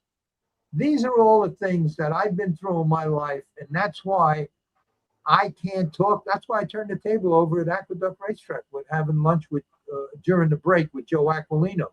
Mm-hmm. When one of the fucking trainers, thoroughbred trainers, says, "Well, Joe," because I never said a word. I couldn't talk to these guys. They're talking about some fucking bullshit, and one of the trainers says, "Joe, why don't you ask your big head, what they call standardbreds, the head, something Jughead. Go ask your jughead trainer what he thinks." I said, "What'd you say?" He says, "What do you think?" I said, "What'd you call me, a jughead trainer?" And I turned the table upside down. Good thing Vinnie Hogan, who got me my license and everything, he squashed that whole thing, because I turned the table over and picked up the fucking bench, and I was gonna. It was all fucking tangled up. It was one of them fucking long benches. Poor Joe was sitting next to me. I grabbed the bench and I threw it at the guy, and I said, "Joe, I'll be at the barn." The guy, "Where are you going? Where are you going?" You fucking 5'2", fucking 80-pound. So anyway, that's why I ain't the right guy to make these deals, but there ain't no thoroughbred trainer or standardbred trainer, in fact, that can come and sit in my office and bullshit me. There's a lot of sharp guys out there. There's a lot of good guys out there, but they don't try to bullshit. It's the guys that think they know everything that they try to bullshit. Anyway, let's see what Sundance says. Joe, are you coming up here at the end of August? Yes, he's only coming for one day, Sundance. He ain't going to see you. He's going to stay with me. We got a lot to talk about. His hired Bobby Baggers as a consultant. Oh, hired Bobby Baggers. I guess Bobby Baggers is Bobby Baffert? Baffert as a consultant. Yeah, they hired him as a consultant. Imagine that. Yeah. Yeah, it's like wow. Yeah. I don't know. hired Bobby Baggers. Okay. That doesn't look good for Heiser, really. No, it don't. And if you read this article that Joe Feraldo put in Facebook, it's terrible. The amount of money that they're going through with absolutely no results at all. Hundreds of millions of dollars. And the government is subsidizing them. Plus, I think, I might have it wrong, but I think in the beginning they were charging $150 a start per horse. I think it's up to $400 now, something like that. Wow. It's crazy. Okay, let's see. Thoroughbred's only way to make money is breeding. Nah, you could make. Look, there's 2 or 3 trainers. There's 2 or 3 trainers that played the claiming game, and they played it well. They didn't become multi-millionaires like Baffert and them dealing with young horses, but they made a real good living because they played the claiming game the way it's supposed to be played. They knew how to read the condition book. They knew all the horses on the grounds. That was my claim to fame. They played the claiming game the way it's supposed to be played. Don't fall in love with these fucking things. Just play the claiming game. That's the game you're in. Now, if you're a Baffert and all them other guys, they don't deal with claims. They have a claiming horse that's only a claiming horse. They get rid of them. Just like the one that a couple that Eddie claimed and everything else. And if you get a little lucky with one of these rejects, because if these things are not or instantly made, If they don't come ready and able, they don't try to fix them. They don't try. And in reality, what could you do? What do you really think that difference in shoeing is going to make a difference when you're dealing in 3-4 inches of dirt because one swedge is 1/8 of an inch longer than the other? It's ridiculous. And the stuff that they should be paying attention about, they don't. And it's just a joke. It's just a joke. Anyway, I should. Anyone on the dais familiar with albuterol, drug used in the latest scandal? Inhale. You know, the reason why Iwinski, and I'll say this now because I don't care, because I think he's retired anyway. He's pretty sick. Albuterol, I can't think of the name of the drug. What was the name of that drug? You put the drops on the tongue. What the hell is the name of that? Or the Clenbuterol? Yeah, it opened up your lungs and everything. Yeah, clenbuterol. Yeah, clenbuterol. Yeah, right. He has his whole office. The reason I know this is because I used to go around with Dr. Zarelli, who was his vet, and I would help him all afternoon, injecting legs and this and that. And we go into his barn. When I walked into his room, and it was illegal. Yeah. And I'm saying to Mike McCarthy, how is your guy using clenbuterol on every horse he's racing? He's the leading trainer by tons. He never gets a positive. It was a great drug. Yeah. But everybody else got a positive. He never got a positive. Yeah, but see, the vet was on the payroll. Well, whoever was testing. Joe, you know what harness trainer brought that to the harness racing? Bill Robinson from Canada. Right. Yeah. His mistake was that he told everybody, I can claim any horse and step him up 2 seconds. Right. So of course, yeah, it was clenbuterol. That's right. Yeah, right, and because they didn't even know what it was, so they didn't know what to test for. Right. But when he made that statement, he got a lot of people mad. You know. Yeah. And clenbuterol would stay in their system for 3 weeks. And what happened was when that trainer from the United States here, I can't think of his name, he was partners with Robinson. And you know his name if I mention it. He's a big trainer back then. I can't think of his name. Jewish guy. When Robinson got caught, he come to see me. He says, "You're friendly with McCarthy?" And I says, "Yeah." And he wanted to try a couple of different things. I says, "That's between you and him. I have nothing to do with that. That's between you and him." And Mike allowed him to do something because he swore that he'd never get a positive, but nothing really worked out. I can't think of the guy's name. Anyway, a Jewish there's guy. so much that goes on behind the scenes. Even in Monticello, it's a captive audience up there. Nobody ships up there. Nobody does nothing. They're 100 miles away from no place. Same people up there. Everything is the same. And after a while, the vets get to know. You know, the vets, they cater to the big stables that pay their bills. And the small guy that can't afford to pay a vet bill or whatever, they get the worst of it. And then the leading guys are the big guys that pay their bills on time, and then you get you got away with things. And that's what happened with I shouldn't say this anyway, but I'm going to say it. Siegelman. Bobby Siegelman, yeah. Bobby Siegelman. He had Joe DeLeo as a veterinarian. And Bobby was a good horseman. Bobby's a good trainer. He had Joe DeLeo as a veterinarian. Yes. And Joe DeLeo come to me because every morning we meet at my barn, go to lunch, and then I stay with him the rest of the day and night. And he says, "Bobby wants me to do this, this, this, and this." So I says, and Joe was clean. I know. And he says, that's why I was surprised he did that to that horse for you. He says, "What should I do?" And I says, "Well, you know what's going to happen. You got two major customers, that big stables that pay their bills. Siegelman is one of them. The other one is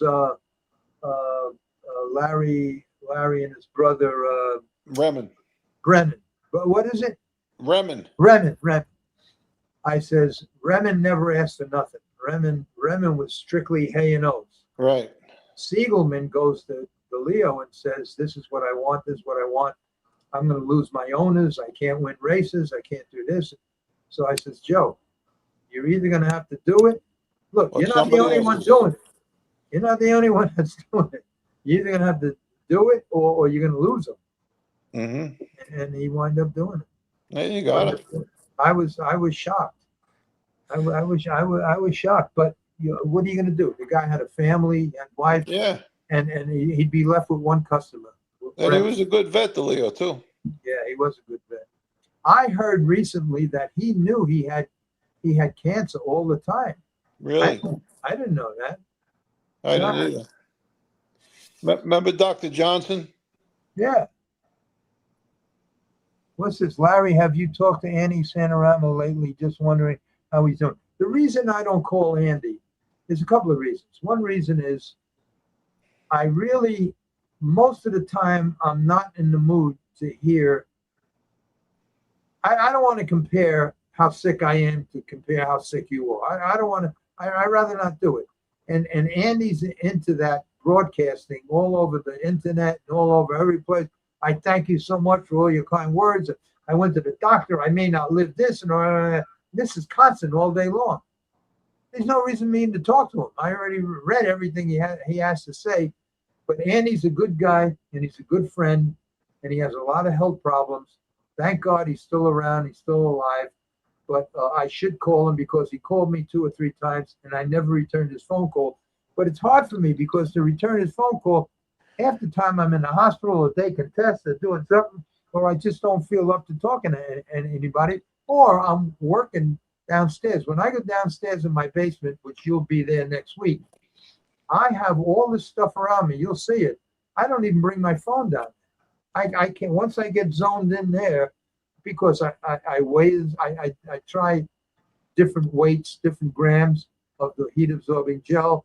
I tried it with 500, 400, and I'm too busy. I can't stop. Yeah, sure. You're So occupied. I don't ever talk. You'll see what I'm talking about. Albuterol is similar to clenbuterol used for respiratory problems. Not, Righto, Clyde Burrow.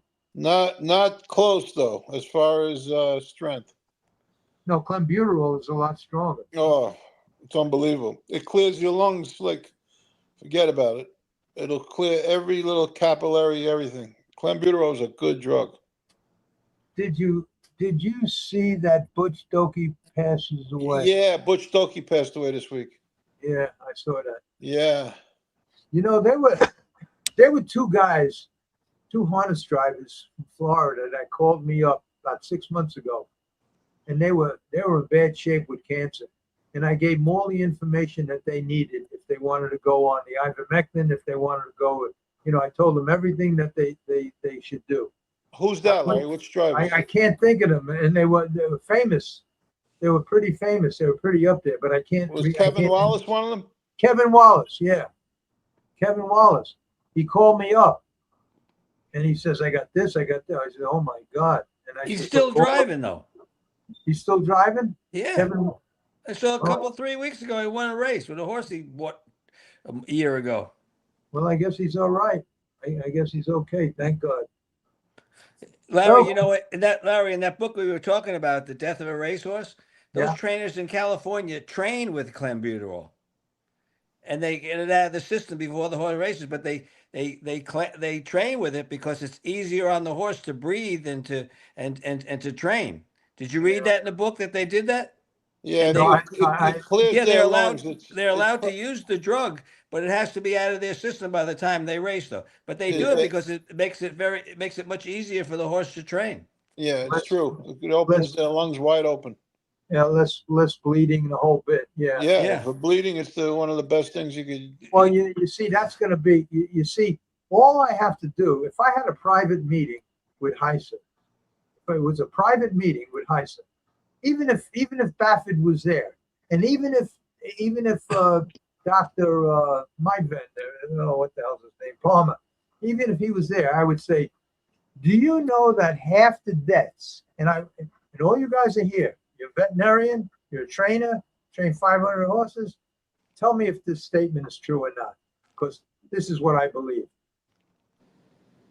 half the horses that die a sudden death wouldn't die if they weren't given Lasix.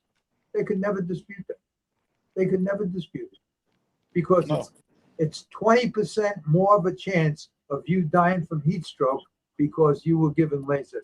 It wipes away automatically 30 gallons of water between Right. Lasix and sweat.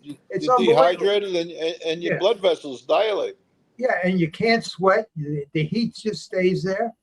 And then you put a set of blinkers on that are black that absorbs the sun and this and that. It's unbelievable what these poor horses go through.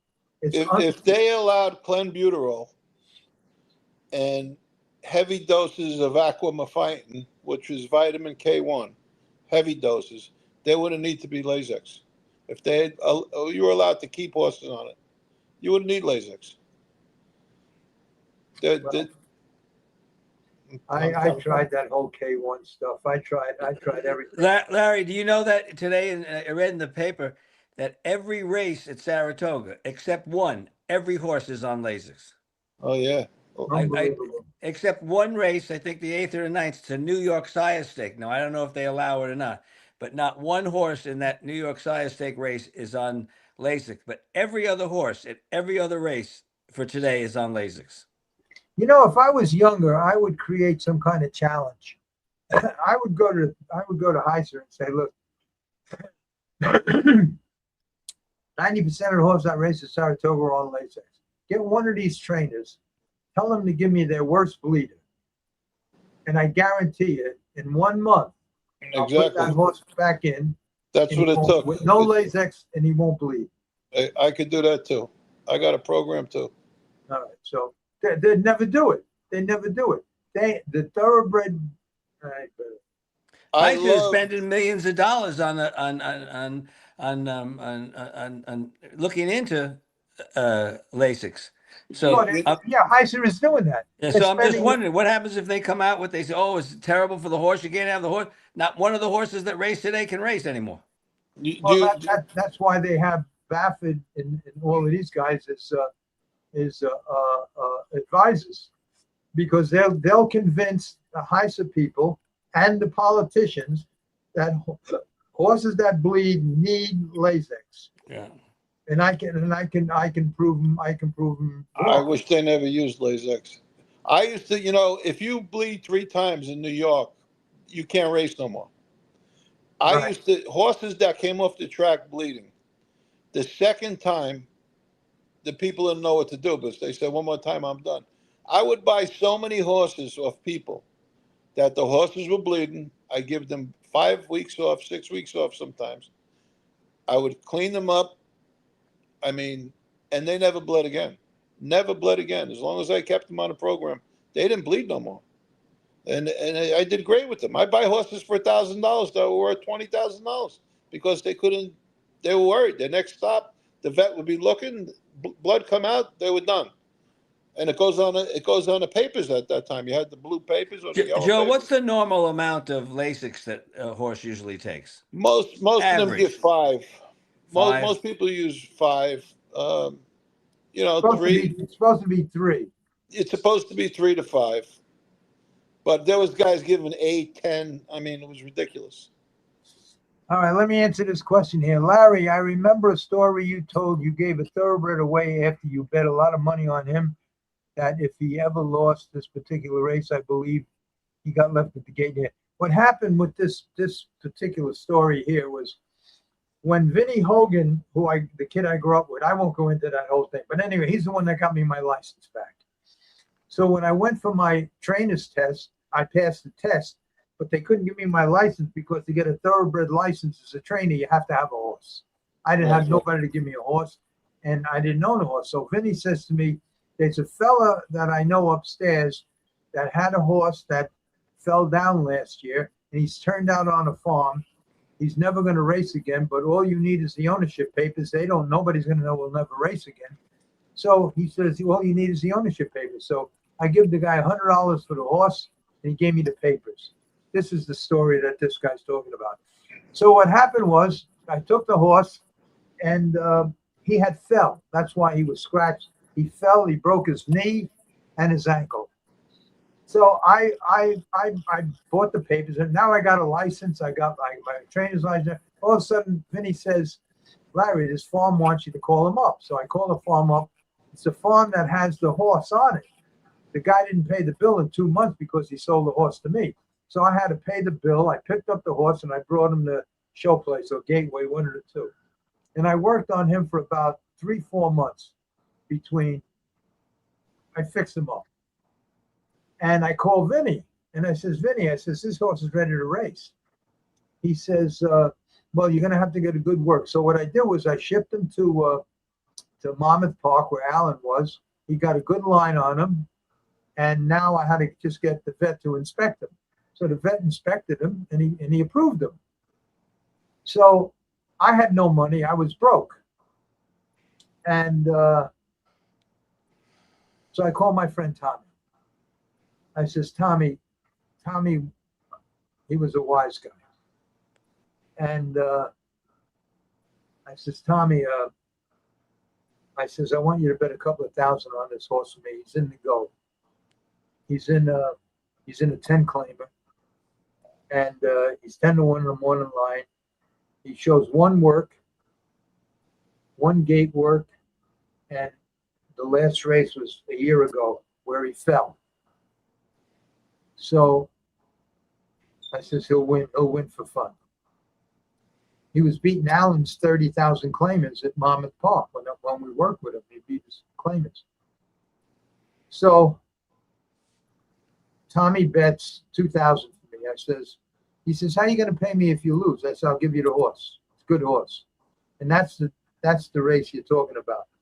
So what happens is, I told Alan, I says, Alan, who should I name? Name me a jockey that's gonna, that's not afraid. So he names a jockey on the horse, and I get there, and I get into the paddock, and the paddock judge called me, and he says, we had to switch jockeys. Your jockey took off, and we put Dennis Carr on him. I says, all right. So the only reason I recognized him was because of my silks he was wearing. So I go over to him, and he says to me, this horse going to be okay? I says, I wouldn't put him in. I said, let me explain something. Because as soon as he said that, let me explain something. I've been doing this before you were born. I would never, ever, ever put a horse in the race that wasn't safe. And I will tell you this. He'll win by the length of the stretch. Just give him a chance. So, and I was happy because there was a 2-1 shot, 9-5 shot in there that went off at 1-2. And that's when Angel Cordero quit riding and become a trainer. He claimed his horse for 30,000 the month before, and he put him in for 10. And he's the hot favorite. So Tommy says to me, you sure you want to bet against him? I says, just bet. That's good business there. What? Ronnie's getting I scared. said, that's some kind of, I don't know what kind of good business. They claimed for 30, puts it for 10. What? Well, that's what Cordero did. Yeah. He put him in for 10. Now the gate, 6 furlong race. The gate opens. My horse gets left at the gate. He didn't get left at the gate. Dennis Carr come out of the gate, standing straight up on him, taking him back to last. Now he's 10 lengths behind the last horse in the 6 furlong race, and Cordero is 10 lengths in front of the second horse in front. Now all of a sudden, my jockey sits back down on the horse and everything, and he sees that he's okay. So now he starts closing the gap, but by the time we get to the first turn, he's caught the last horse. Now he sees he's all right, and he's going really well. He circles the field. At the head of the stretch, he catches the second horse. Cordero is 20 lengths in front. They're coming down the stretch. It's like a 10-minute photo. I get beat. And that's the race he's talking about. After the race, he comes back. He says, oh, you were right. He says he'll win next time. I wanted to crack him, but I didn't say nothing. Next day, I gave the horse to Tommy, and I says, I'm done. And I went back to the standardbreds, and I gave the horse to Tommy. He gave I don't know who he gave. Anyway, that's the story of that race. That's a true story. Okay, let's see. Joe, I was going to say sorry. I won't see you because I have to go to Wyoming. Sundance, you're going to Wyoming. You see that? Wow. You see, Larry I abused you jumped the Sundance. gun. Yeah. I didn't. It would have been nice to see you Sundance. She's a good kid. She comes over my house whenever I have to, whenever I won't be home. I won't leave my dog alone. And I don't care. I won't leave him alone. He was never alone in his life. Right. And he's so attached to me because when I got my 2 knees done, he grew up on my lap. I He's know. so I attached remember. to me, this dog, that if I'm not home, he gets anxiety. He won't eat. He won't do nothing. And it's bad enough I leave him alone during the day, but I could never leave him alone at night. If it's night and I'm not here, I could never do it. And she always comes over. Oh, always. She always comes over. And so anyway, that's it. We've been doing this for an hour and 20 minutes. And More. huh? No, 2 hours and 2 10 hours minutes. and 10 minutes. yeah. Your lungs Let are me, pretty good, Larry. huh? Your I'm lungs are I'm pretty doing good. I'm doing well. I even finished my it's water it's water with lemon juice. Yeah. Ah, everything they said that's good for you tastes terrible. Yeah, Let me just let me just talk about one more thing here. I had such a good show planned. The last second, I was so happy. I was so happy. Well, here's a picture of Manny Ukaza. So for them guys that says Manny, how do you know Manny Ukaza? He lived with me for a year. I got him his license, and I fixed the first race he was ever in, and he win. And they wrote up. That was the write-up I showed you before. How do we get out of this? Remove. Okay, let me just go back. There's one picture that I want to. Let's see. Oh, let me show you this. This is so sad. This is Bobby Ches, the fighter. yeah. That's Bobby Ches. How's he doing? Well, I'm going to tell you. Hmm. That's Bobby Ches. He come to my house, and I that's can't see him. that's when I got my colonoscopy. And I told him, I says, Bobby, you should go, get yourself checked. And I says, promise me you'll go get yourself checked. And he did. And he went. And when he went, he called me up a week later. And I'm going to show you what I saw. Where the hell? How do I do this now? He called me up a week later and he says, he didn't have a car. Do you know that he was from a 3-time world champion? He was bagging groceries. Anyway, this is what he looked like a week later. They found a little cancer right there, and the root went up to his brain down here. Can you see that, Joe? No, I saw that picture before, though. Yeah, all right. And that's poor Bobby. Yeah, that's terrible. I think I died with cancer before I let somebody do that to me. Well, I Especially at don't know my if you age, knew I'm not it. going the rest of my life looking like that. That's terrible. Those doctors messed him up, boy. That's Well, they said that the root little was all cancer in. like that, and you cut half his face off. Yeah. Ah. Well, they said they had to get everything. They said they had to I get don't know. I everything think out. I'd live with it. I think I would live. Look at it. Oh my God, poor guy. Yeah, there was a guy that I knew from the when I used to do the storage auctions, when I used to buy the storage auctions, and I used to sell a lot of stuff at the flea market. And there was a mechanic, and what happened to him? The jack came out. He was under a car, and the jack slipped, and it took his face off from his nose. His whole lower jaw came off, and he just had the guy had just 2 holes for nostrils, no bottom. I mean, it was the scariest thing you ever seen. He walked around with a mask on all the time, but he had no lower face. Just like that poor girl who that Oh, chimpanzee tore her face off. You ever see her? Yeah. yeah, I She's heard on about TV that. and she's on TV and she's got like a shroud hanging over so people don't see what that monkey did Yeah, to her. Terrible. Well, this is after he got out of the hospital. We had a benefit for him. It He looks a made little lot of better money, there, at least. and this is what he looked like. Look how big his fist is. His fist is as big as my head. Mm. He's a good guy. Yeah, poor guy. I feel sorry for him. How the hell do I get out of this? Okay.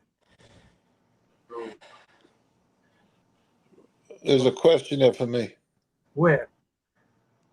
But from PM. No, it was about Bruce Ranger. Oh, It was before that. It said, Joe, are you still friendly with Bruce Ranger? I was always friendly with Bruce Ranger. I used him. I was the leading trainer at Rockingham, and he drove for me all the time. He's a great driver, but the only problem with Bruce, he's barred from a lot of tracks for some earlier issues he had in life. And I think after Rockingham gave him a license, I think he had to go back to Maine to race. That was the only He place. does. He still races in Maine. Yeah, it was a great driver. Great driver. Yeah. Very talented. He was a good guy. You know, he drove a lot for me. We won a lot of races. Yeah. oh, there it is. Yeah. Yeah.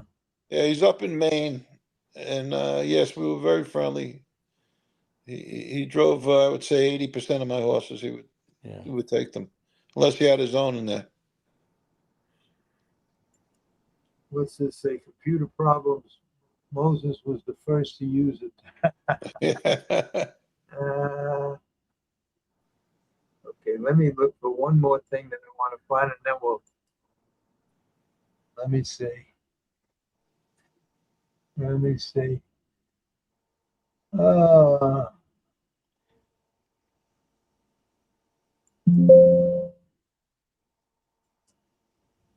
That's pretty good. What's pretty good? First, to use a tablet to download data from a cloud. Pretty good. Okay, where is I can't find it.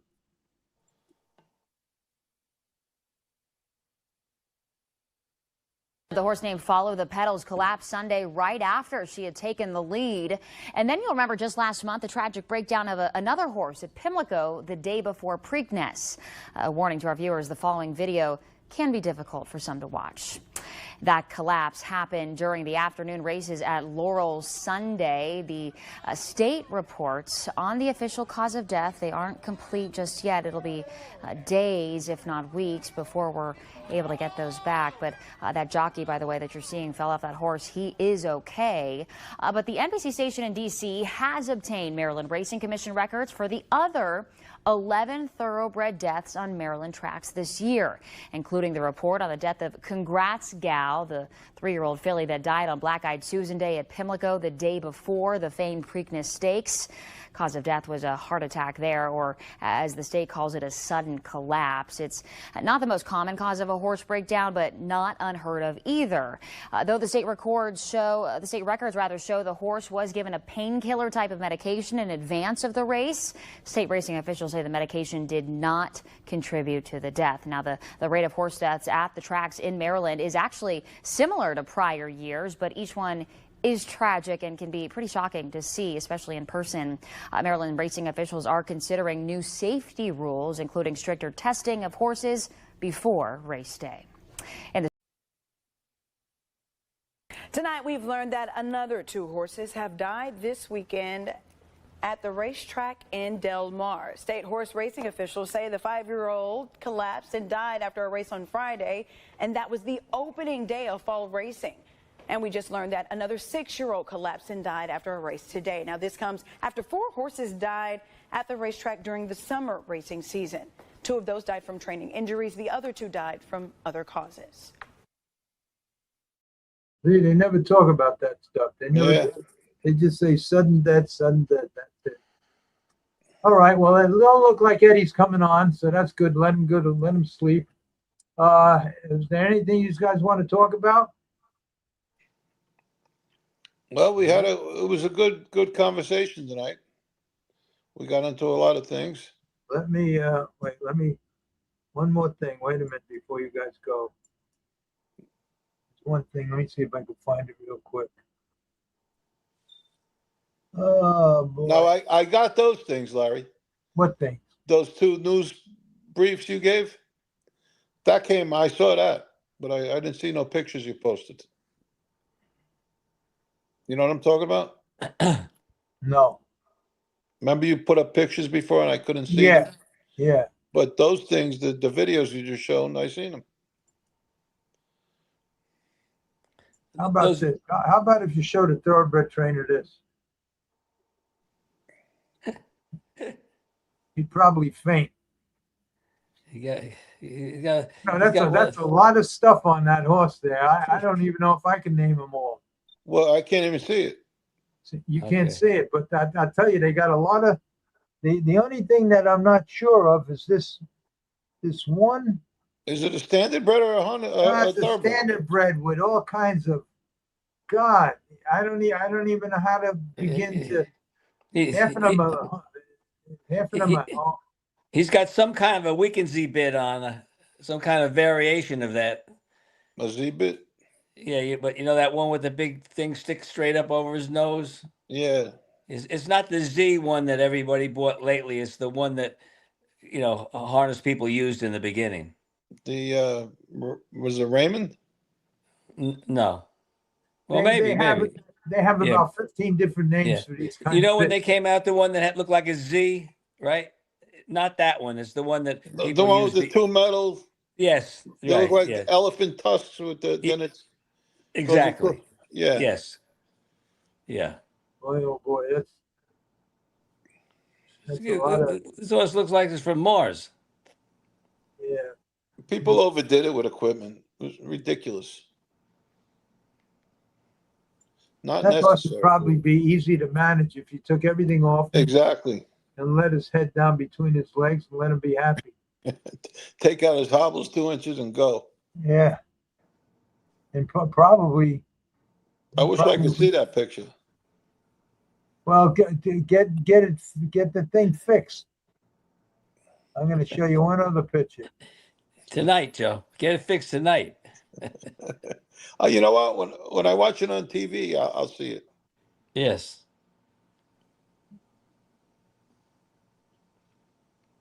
Let's see. Larry, let me ask you a question. When you Yeah. went to Monticello lately, did you have any kind of deja vu when you went in there and looked at your old barn and everything? Oh, it was terrible. They had it was terrible.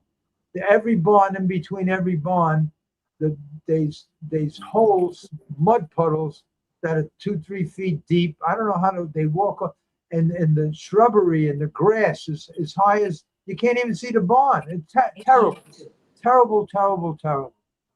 Really, really bad. That's unbelievable.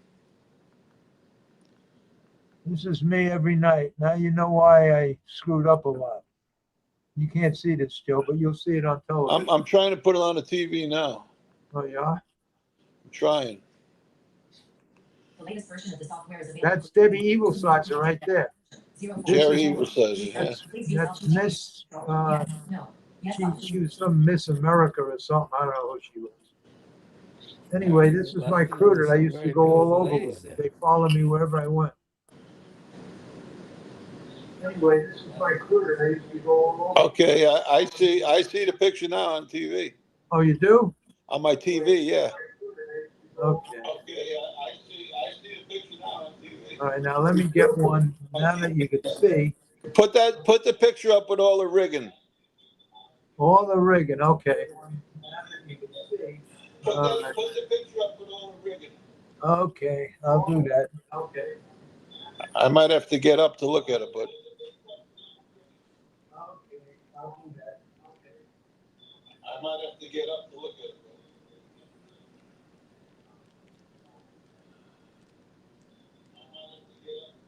There it is, Joe. Can you see it? There it is, Joe. No. Oh yeah. Oh my God. Yeah. Now, the only thing that's Yeah. confusing me a little bit is Oh yeah. Oh my God. Yeah. Oh. the only thing that's confusing me a little bit is You got a Pelling hood. You got an ear hood with cups. You got pop out plugs. You got a Raymond. You got a 4-ring overcheck. A Raymond shadow roll.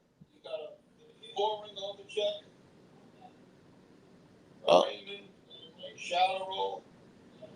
this here thing right here, the one, the where you see the line going through the ring, and there's this double snap that's holding the earplug, the ear thing tapped down. Double snap that's holding the earplug, the ear line thing tapped down. Double snap that's holding the earplug, the ear line thing tapped down. Double snap that's holding the earplug, the ear line thing tapped down.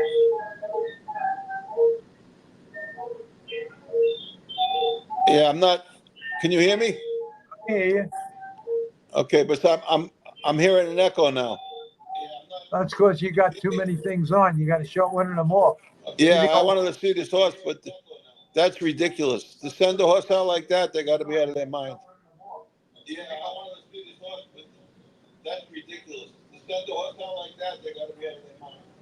He looks like those people that they had in Waterworld. Remember that movie? My God. He looks like those people that they had in Waterworld. Remember that movie? Yeah. Jeez. All right, I shut the TV off, but my God. All right, I think I screwed everything up here. Oh God. How do I get out of this now? Oh wait. Move.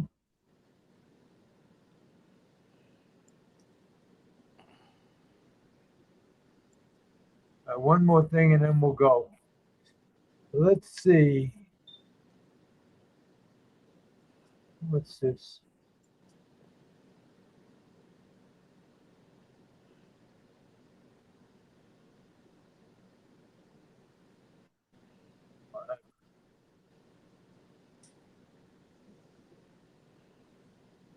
I don't know.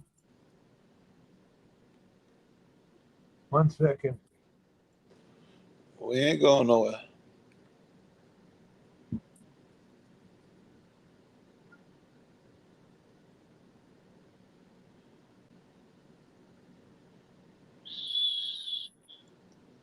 These are my colors.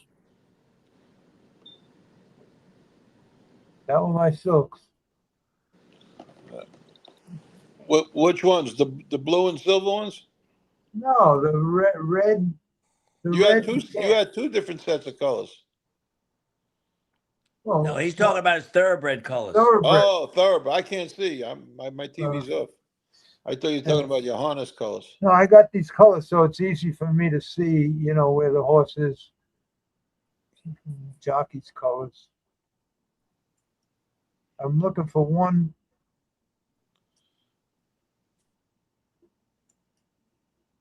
Did you get your license in the mail yet, Ron? No. I guess I don't need it.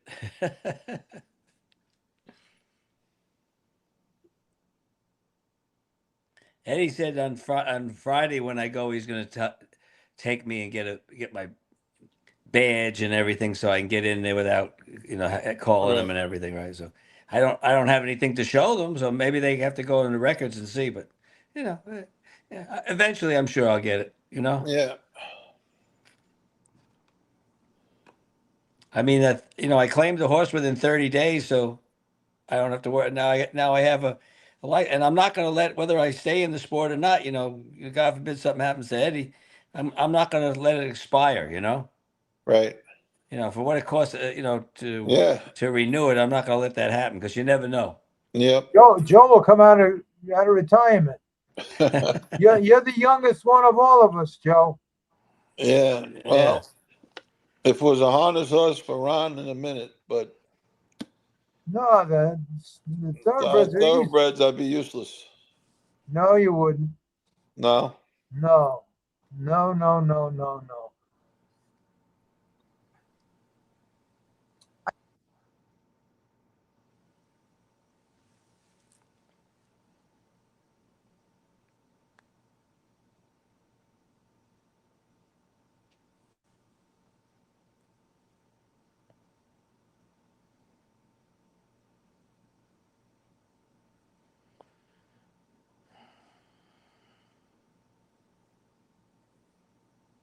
Larry, when you went to Monticello, did any of the any of the people there anymore?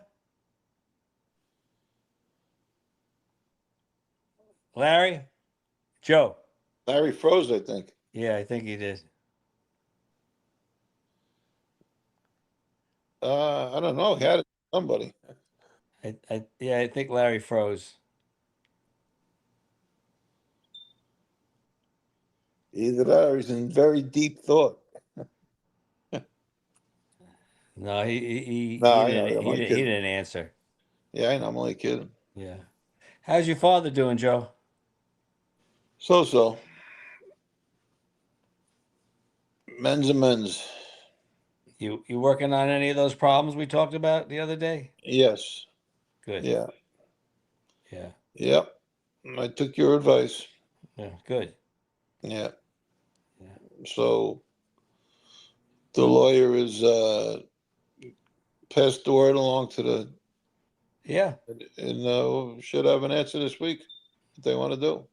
I hope so. Yeah.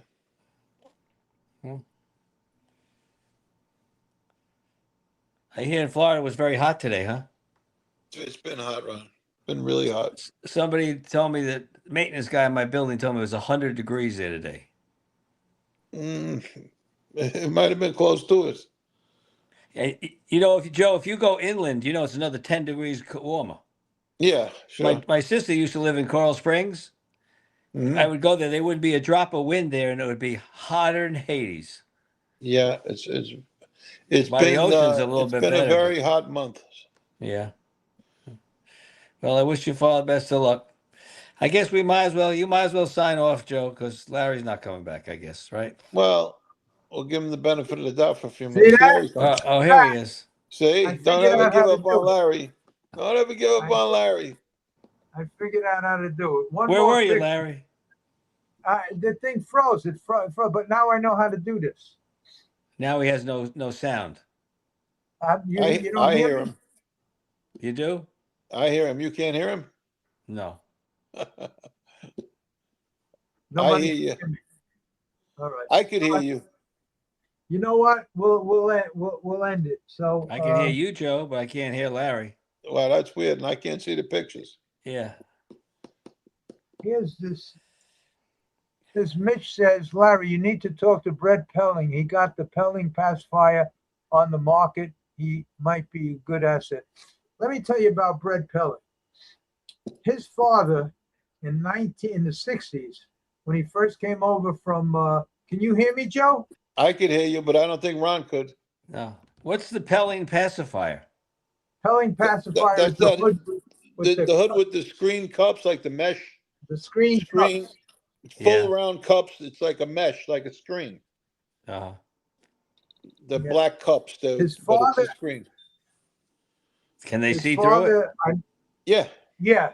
It's just like looking through a screen. It's more or less for like a dirt coming in a horse's face, mud. Yeah. Horses that are freaky, like jump shit and stuff. So just so you know, Mitch, Vic, I met his father and I knew his father well. His father was the first one. This is in the 60s that come up with the baking soda thing. Then later on, he perfected it where he actually made a paste. He made a paste with the, and I don't want to say that that's what made Brett Pelling the leading trainer for a lot of years up here. But it did. That is what made Brett Pelling the leading trainer. I know, but I don't want to say that. But well, that, it's that, I guess everybody knew it. And then the minute he got in trouble, he left. He went back to Australia. Yeah. And then after everything calmed down, he was smart. He did the smart thing. He Yeah. went to Australia, made a living, and then when everything cooled down, he came back. Yeah. But they were great horsemen, both of them. And Yep. Brett Pelling, look, when he was using baking soda, it was legal. When Right. his father was using it, it was legal for 40 years. Yep. And So- yeah, and he and I remember when I never forget this. We Can you pulled hear up- us, Ron? No, I can't hear. No, okay, so then we should end it because Frank Well, can't hear finish me. the story. Well, I remember when they had the Epigen, when they did the Epigen between the baking soda and the Epigen, it was how do you win if you don't have it? Anyway, that's it. I never Ron, used Epigen. I never used Epigen once. Thank I you, like it. Ron, for coming on. It was nice seeing you again. Good Yeah. luck, and we'll talk to you soon, Joe. I'll talk to you in a day or two, Yep. and that's it. So, Ron, Larry says it was thank you for coming on, and it was nice to see you again. Okay, thank you. He's All gonna right, end take up- care. I'm going to sign off. Thanks All for right, having Ron, me, take Larry. care. Nice talking to you, Joe. I'll call Okay. you soon, Larry. All right. okay, buddy. Take Thank care. you, Bye-bye. Joe. I'm going to Call end me it. when you get in, Ron. Okay, I will. Definitely. All right. Bye-bye. Good night, Joe. I'll talk to you. All right, Larry. I'm ending this.